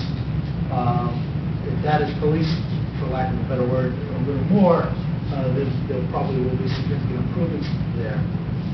I know one of the items that the engineer is looking into as a change item is the improvements of the intersection of Mendez and Grant, repaving that intersection with the extra funds that are left over from the existing paving project from Hunter and Fairmount parking lot.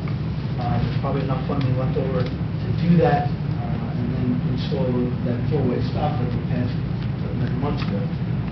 So hopefully that can get done in the next couple of weeks. And I think that'll drastically improve the traffic flow a little bit. I think if there's some, the big problem is the drop and go in front of the kindergarten section. Right.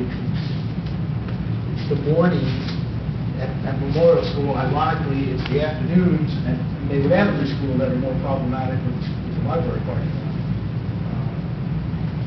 So I'm not so sure that there's any action we need to take at the Grant Avenue one way or not way at this point.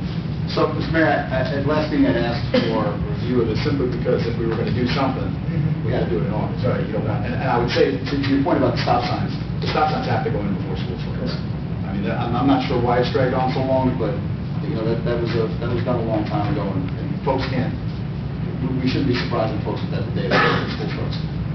I proposed this study simply because, as a layperson, you maybe don't take into account all the impacts, right? I think from the engineer's standpoint, there was merit in my idea was half of Grant to be designated one way. Their review was, Grant Avenue being permanently designated one way. I'm sure everybody involved, we can do it next year. Nothing says we have to do it this year, right? But I think we do need to continue to look at it. I think there's still areas for improvement. The bottleneck is the northern part of Grant Avenue, where, one side we eliminated parking on the western side of the street. We eliminated parking during school hours, and I think that's helped. Maybe we should consider doing the same on the eastern side of the block. Maybe make it a little bit easier to get curb access as you're going in instead of leaving those cars there. I don't know. I think it's something that we can continue to look at, but again, it comes down to how parents and responsible adults and guardians decide to navigate these areas that ultimately leads to a problem or a lack thereof. And I think to Councilman Messer's discussion about what's going on at the Board of Ed, I think the superintendent and the chief as well have been very mindful and very active in this regard. Anybody else have anything to discuss on that item? Next item, sidewalk repair program. This is an issue that conversations with Council President Ballerini about, and added it to the agenda to start to think about, talk about incorporating sidewalk repair as part of our annual paving program. We discussed previously that we're going to keep this annual paving program going, and a portion of the funding that's allocated to that was going to go to sewer inspection and maintenance, and perhaps we allocate another portion of that to sidewalk repair. Now, sidewalk repair meaning situations where shade trees have elevated sidewalks, of course, damage to sidewalks that need to be looked at and potentially lifted, scraped, roots scraped and replaced. Right. And if they break, while in the process of that, need to be completely replaced. It's an issue, obviously, a lot of people are dealing with in town from some of the shade trees. It's an issue that has to be looked at very carefully, because if you lift the sidewalk straight with the roots, you may do damage to the shade tree. We've had discussions from some of the shade tree commissioners in the past that were here about planting on the inside of the sidewalk rather than on the outside of the sidewalk, where most of the trees are currently planted between the sidewalk and the street. Whether that helps. There are new species of trees that have been being planted for the past few years, but certainly the vast majority of the older trees in town were the trees that had big roots and typically caused lifting of sidewalks. Without getting into specifically a legal issue, technically the sidewalk maintenance is the property owner's maintenance right now. And if the property owner touches the sidewalk and tries to repair it, but doesn't really repair it the whole way and somebody gets hurt, it's on the property owner or the person who last touched it. So if the borough does the same thing, we may be incurring some liability there as well if we don't do it correctly. But this is something I know Council President and I talked about and wanted to bring it to the council's attention to start the discussion on this, and whether that's something the council wants to do, whether it's something we should be doing. It is a problem. We all live on blocks, and if you happen to have sidewalks on your block, I'm sure you're very familiar with the uneven sidewalks throughout town. It has been the borough's policy in the past to have a program sometimes. That policy has stopped for many years, really probably because of the expense that's around. And personnel. 26 miles of streets approximately. So, almost, you're not going to double that because there are a lot of streets that don't have sidewalks, but you've got miles and miles and miles of sidewalks in this town, and miles of sidewalks that are in need of repair. But it's actually the trees and the sidewalk, because you're not only, in some cases, redoing the sidewalk, you're jeopardizing the tree, which may have to be taken down. Well, so there's that expense. That's what it indicated. Right. If it's a situation where tree roots have to be cut, you very well may be killing it with a tree that was planted 30 years ago, 20 years ago. Some of the newer ones, unfortunately, are also lifting, which is one of the problems that I get on a daily basis. I had one today. I didn't go to see them because of the weather, but I'll go over there the next day or so, and this gentleman said that the trees were relatively new ones. Some of them just, have stronger roots than others. So, I open that for discussion amongst the council. Well, I appreciate it, Mr. Mayor. I had a tree taken down recently because of the damage it was doing to the street, so... Yours was street and drainage related. Yay! Because it was years and years of doing damage to my property and to the sidewalk in front of my house, but, I've been in the house almost 20 years, and there was a time when, a simple phone call to the DPW, and the guys would come out the next day, they'd lift the slab, do what they could to level out the ground underneath, put the slab back down, and that generally, kept the situation at bay for a couple of years. And then, roots grow, the tree gets bigger, and they go back up again. So, I get it. I understand, the town's reluctance to want to do that every time a sidewalk slab goes out of line. But, if we're going to do the shade tree program for the benefit, not only of the people who live on the block, and trust me, the people who live on my block are not very thrilled to see that tree come down, because it did provide a lot of shade to the block and so forth. If it's there for the benefit of everybody, then the town has the responsibility to run that program the right way, in my opinion. Which means that if those trees are going to disrupt sidewalks, which I get if a homeowner is responsible for, the condition of the sidewalk in front of their house, as it's described throughout, and I can send you guys a really nice write-up that was done by a law student at Seton Hall, about the state of the law surrounding sidewalks and how crazy it is. We are the property owners that are adjacent to that sidewalk. That sidewalk is there for the benefit of everybody in town. It's not there for the benefit of the homeowner, right? People who are going to travel down Lincoln Avenue and want to walk down Lincoln Avenue, that sidewalk is there for their benefit, not for mine. So if I have responsibility to maintain that, that's fine. If I do something, I have a delivery at my house and a truck drives over the curb onto the sidewalk and breaks the sidewalk, I should fix the sidewalk. If I'm doing something inappropriate with my yard tools or with a snow blower and I do damage to the sidewalk, I should fix the sidewalk. But if a borough-owned tree that was planted by the borough should lift that sidewalk, hey, listen, same thing as if a storm came and lifted it up, right? That's not the homeowner's responsibility. It's kind of hard to say that it's your fault that it happened. So, again, if we're going to extrapolate it to that extreme, then I should be able to take the sidewalk out and say, that's it. There's no more sidewalk in front of my house, and alleviate all responsibility for that sidewalk. Plant some grass and never have to deal with it again. But that's not fair either, right? I mean, clearly it's there for... I don't know about that, No, I don't know that it's not necessarily That's an interesting something... point. I mean, Right? do you need to have a sidewalk? I mean, there are plenty of places where there are no sidewalks, and Gosh, I would never ask anybody to walk down my block on the street. That's like taking your like life in your Englewood hands. Cliffs. You take your life in your hands. We don't have a surprisingly large number of streets that do not have sidewalks. Sure, and they're all around me. Lafayette being one of them. You go one block further over on Lincoln Avenue, the same part of Lincoln Avenue that I'm on. But that's what I'm You go a saying, block that over by where the park is, there's no sidewalks. At the end of the day, Councilman, I think it would be up to the council to make that decision. If there is a situation and the sidewalk, there are many that I've gotten phone calls about where through the years the sidewalk has been fixed and lifted and fixed and lifted. So at a certain point, you say to the resident, don't put it back. It's your responsibility, don't put it back. So as long as it's not creating a public hazard, who cares if it's grass or it's a sidewalk? But that would be up to you to decide whether you need to have a sidewalk there. Special assessment, they're going to put sidewalks in, everybody has to agree to it. That what? I'm just saying, I mean... Here's my take on it, and again, this is one guy's opinion. My opinion is the DPW can handle. They have. No, for a long time. yes, They but... handle it.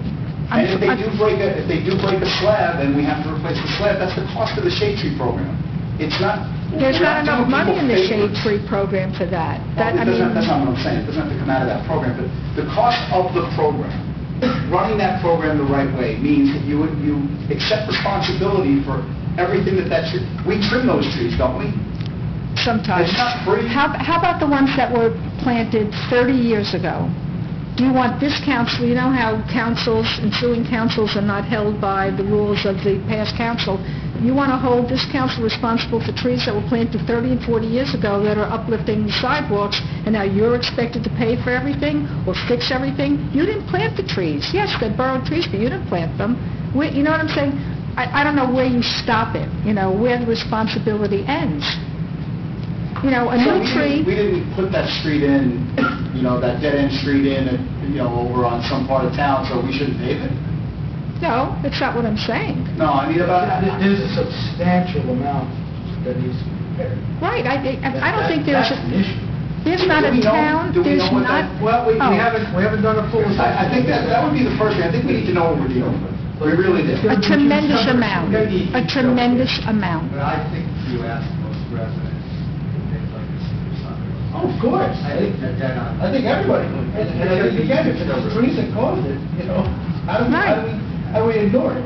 So, part of the paving project, that's just what you said, then this council should decide to allocate money, and you do a certain amount each year. Yeah, you can't do it all at once. No, you could win a multi-million-dollar lottery, and you couldn't fix every sidewalk and fix every tree. There needs to be a survey done. Absolutely, it does. Which kind of leads into the next issue. But yeah, and rank them and put them in a pot and say, okay, this year we're spending $20,000, $25,000. That's it. Period. That's all you could do. Now, we also have to talk to the shade tree commission. But I don't think it would be totally wrong to, when you're doing that, and you assign, whichever trees, to ask, just as we did with trees that were taken down when we asked the resident to contribute towards the tree, because they had a particular reason for wanting it down, and they either paid for half of it or they paid for all of it. So, in the sidewalk program, to make your money go a little bit further, what would be so terrible to have and I think residents would be happy to pay a portion of it. It's still their sidewalk by state law, and it is our tree. It's not their sidewalk. I would think... You gotta be careful. The way I read the law. If we're going to involve the homeowner, I think the extent of the involvement with the homeowner is saying that, hey, the borough's going to take care of the slabs that were damaged by the tree. Correct. If there's 4 other slabs... Whatever it is, right. But I think they should have some interest in it. I can understand. There's also a process where it's identified by the homeowner. Well, I mean... Where they would Look, basically I think leave us in liability should somebody get hurt. If this is a path we want to go down, I think an easy way to go down it, because we're not going to be able to do them all at once, is to line them up with the paving program. When we do a street, Right. do the Yeah, sidewalk. Right. assess the sidewalks on the street. That's a fair That's idea. a great But idea. when they're ready, Listen, and to the point that there are, maybe, I know I've called and asked, and I don't know how often the DPW gets calls about this stuff, but, if we put this on the homeowner, to raise the issue. Now, I know what you're going to say, because we talked about this, well, you can do it for one, you can do it for everybody. No, but not only that, I get Slippery calls slope. every day. I get calls every day that I'm here about a Yeah. sidewalk that's lifted by a tree. Every day. Well, so that you're proving our point. No, I'm actually proving my own No, point. you're proving the point that there's a public demand to fix it. Right, and I tell them fix your... I mean, Yeah, that's the best market. But you have to understand, if you look at, again, I'm going by one very smart lawyer's opinion on an article that was written about this. It is absolutely in the homeowner's worst interest to try to fix that sidewalk. You don't want to touch it. Because then they do assume responsibility for the condition of that sidewalk. As long as I don't try to make it better, it's the town's problem. And the law's very, very clear on And that. that's for residential purposes. For residential purposes. Residential. The real mess about the law has to do with Commercial, residential and you're commercial, obligated is that to do it. correct? But my situation is crystal clear. I own and live in a single-family home, and that sidewalk is there for the benefit of the town, put there by the town, and the damage that was caused to that sidewalk was caused by a tree that was planted by the town. My situation is crystal clear. If I try to make that sidewalk better, I assume responsibility for that sidewalk. And it's Well, that's because you read the article. It actually translates to snow removal. You can require, the town can require somebody to remove snow. Now, I don't want anybody to take this as a good idea, but by removing the snow, if you don't do it right, you're responsible for somebody slipping and falling and getting hurt. If you don't remove the snow at all, and somebody slips and falls and gets hurt, it's not your problem, because it's a natural occurrence. So the law is actually not very gray when it comes to single-family residences. It gets gray when you're talking about two families and multi-family homes and stuff like that. Because we have a law. Well, yeah, I'm not sure I'm going to go down the path. Again, I'm not going down that. What the law allows us to do is fine somebody for not doing it. It does not move liability. But look, So the town can fine me for not clearing my lawn, clearing my walkway. It doesn't change the liability. at the end of the day, I think we're all in agreement that something needs to be done. Right. Why don't we have the engineer, because if we go to the next item, explain what the engineer's done already. We can have the engineer or people start assessing the need, so that when we come up with a plan or a percentage of money we're going to spend on an annual basis, that we start to triage these things and we start to address them. Obviously there's a problem. Some of the blocks are worse than others. Every place you and have there's some blocks that still every have town, every straight, whatever. walkways. So it's obviously something that needs to be done. We should incorporate it into our annual data. Which leads us to the last item on the action list. The engineer, borough administrator and I went out and surveyed all the streets.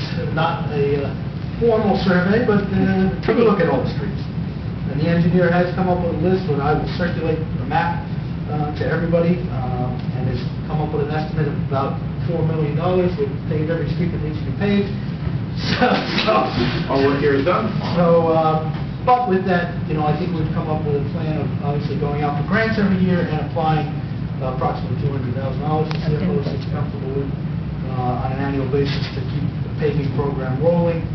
And the borough engineer has reported that there are 2 streets within community development designated areas that are in need of paving, Fairway and South Elm, that we can apply to state for, No. local, rather, county... Community development money in the next round. Money for paving early next year, which I think we should incorporate that, obviously. What makes community development? It's census-driven. It's census-driven, and it hasn't changed much in Maywood the last few years. We have a very small section that applies, and that's why the last few rounds we did ADA. It's either ADA or streets.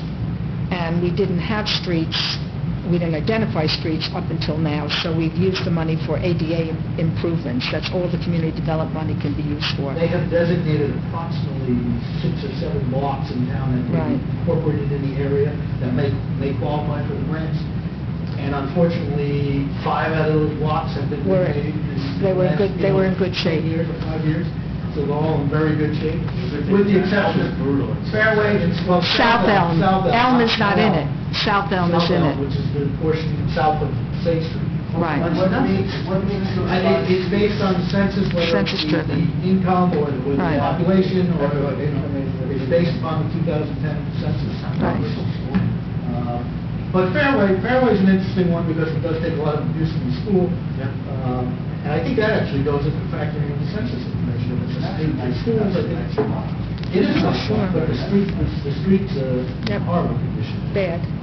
But there is a map that is put together. Again, I will circulate it to everybody. One of the two streets that we've also talked about applying for the grant money is Parkway and Oak, or sections of Parkway and Oak. The other That's interesting thing is, state. or the interesting thing, that's state DOT money. The interesting thing is, we have a lot of streets that portions of them Right. are in need of paving, but then there are portions of them that are not in need of paving.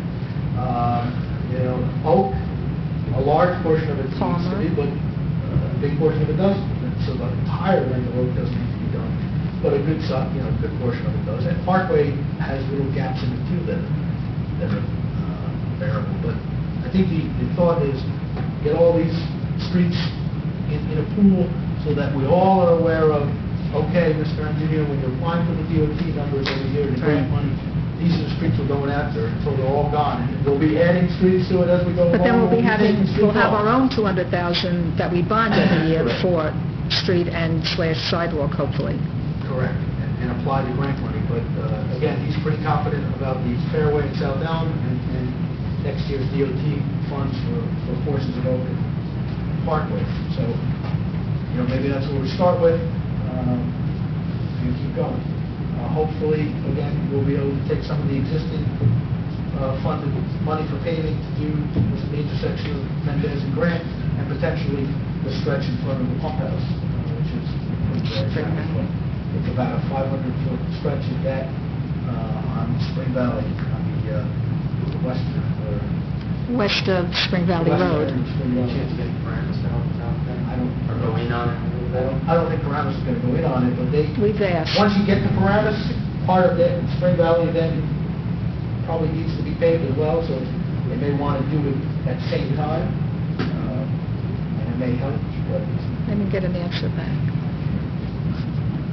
So that's thought with the paving program. Obviously, it's going to be a continual thing to keep on working. The thought process is to allocate $200,000 to it every year and keep the paving program going with the application of grant money, so that eventually we do get all of these streets off the list. And again, by that time, all the new streets will be coming Right. on the list. Flying cars by Or everybody, I encourage all the council members to keep playing the lottery and hopefully get the $4 million all at once, and we just do it tomorrow. So that's the thought on the street paving program. I'll get a colorized version of that map around the council to discuss. Anybody else have any comments on those items? We'll get back to the agenda.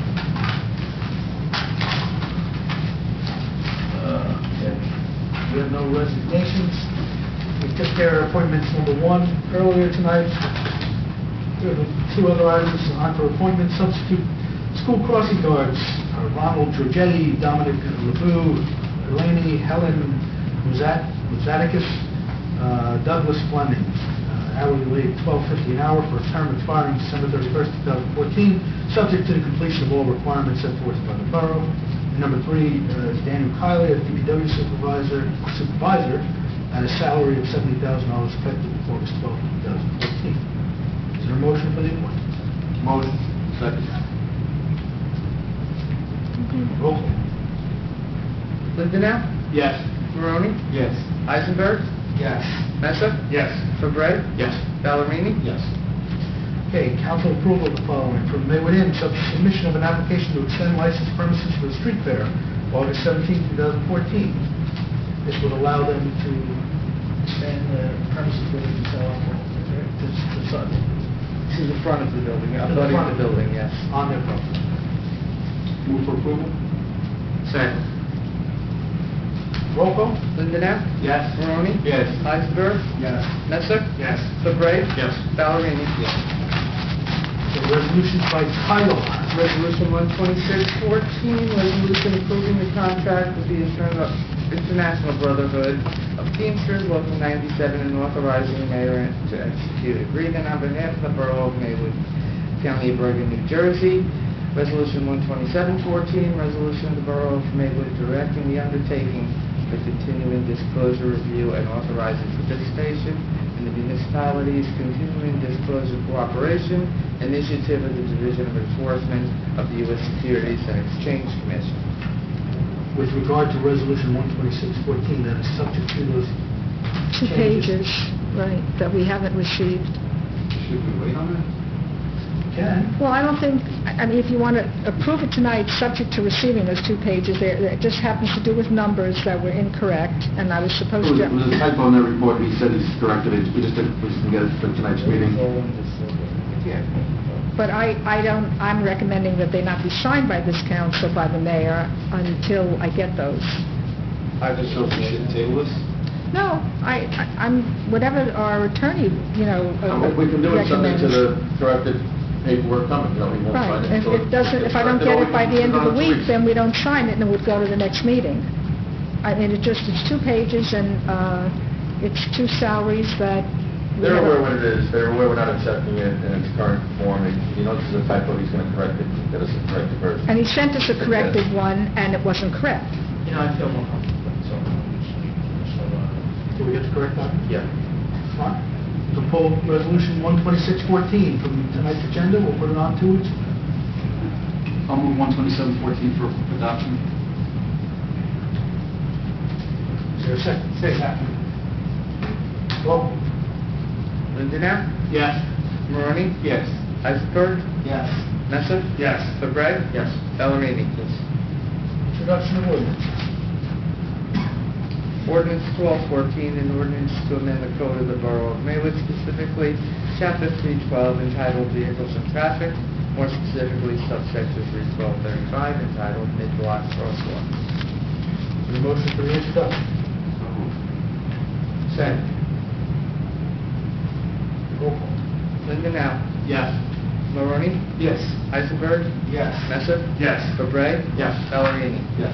Be it resolved by the Mayor and Council of the Borough of Maywood that ordinance 1214 pass on first reading, and that said ordinance will be further considered for final passage at a meeting of the Mayor and Council to be held August 26, 2014 at 7:30 p.m. at the Borough Hall, 15 Park Avenue, Maywood, New Jersey, at which time and place all persons interested therein will be given an opportunity to be heard concerning the same.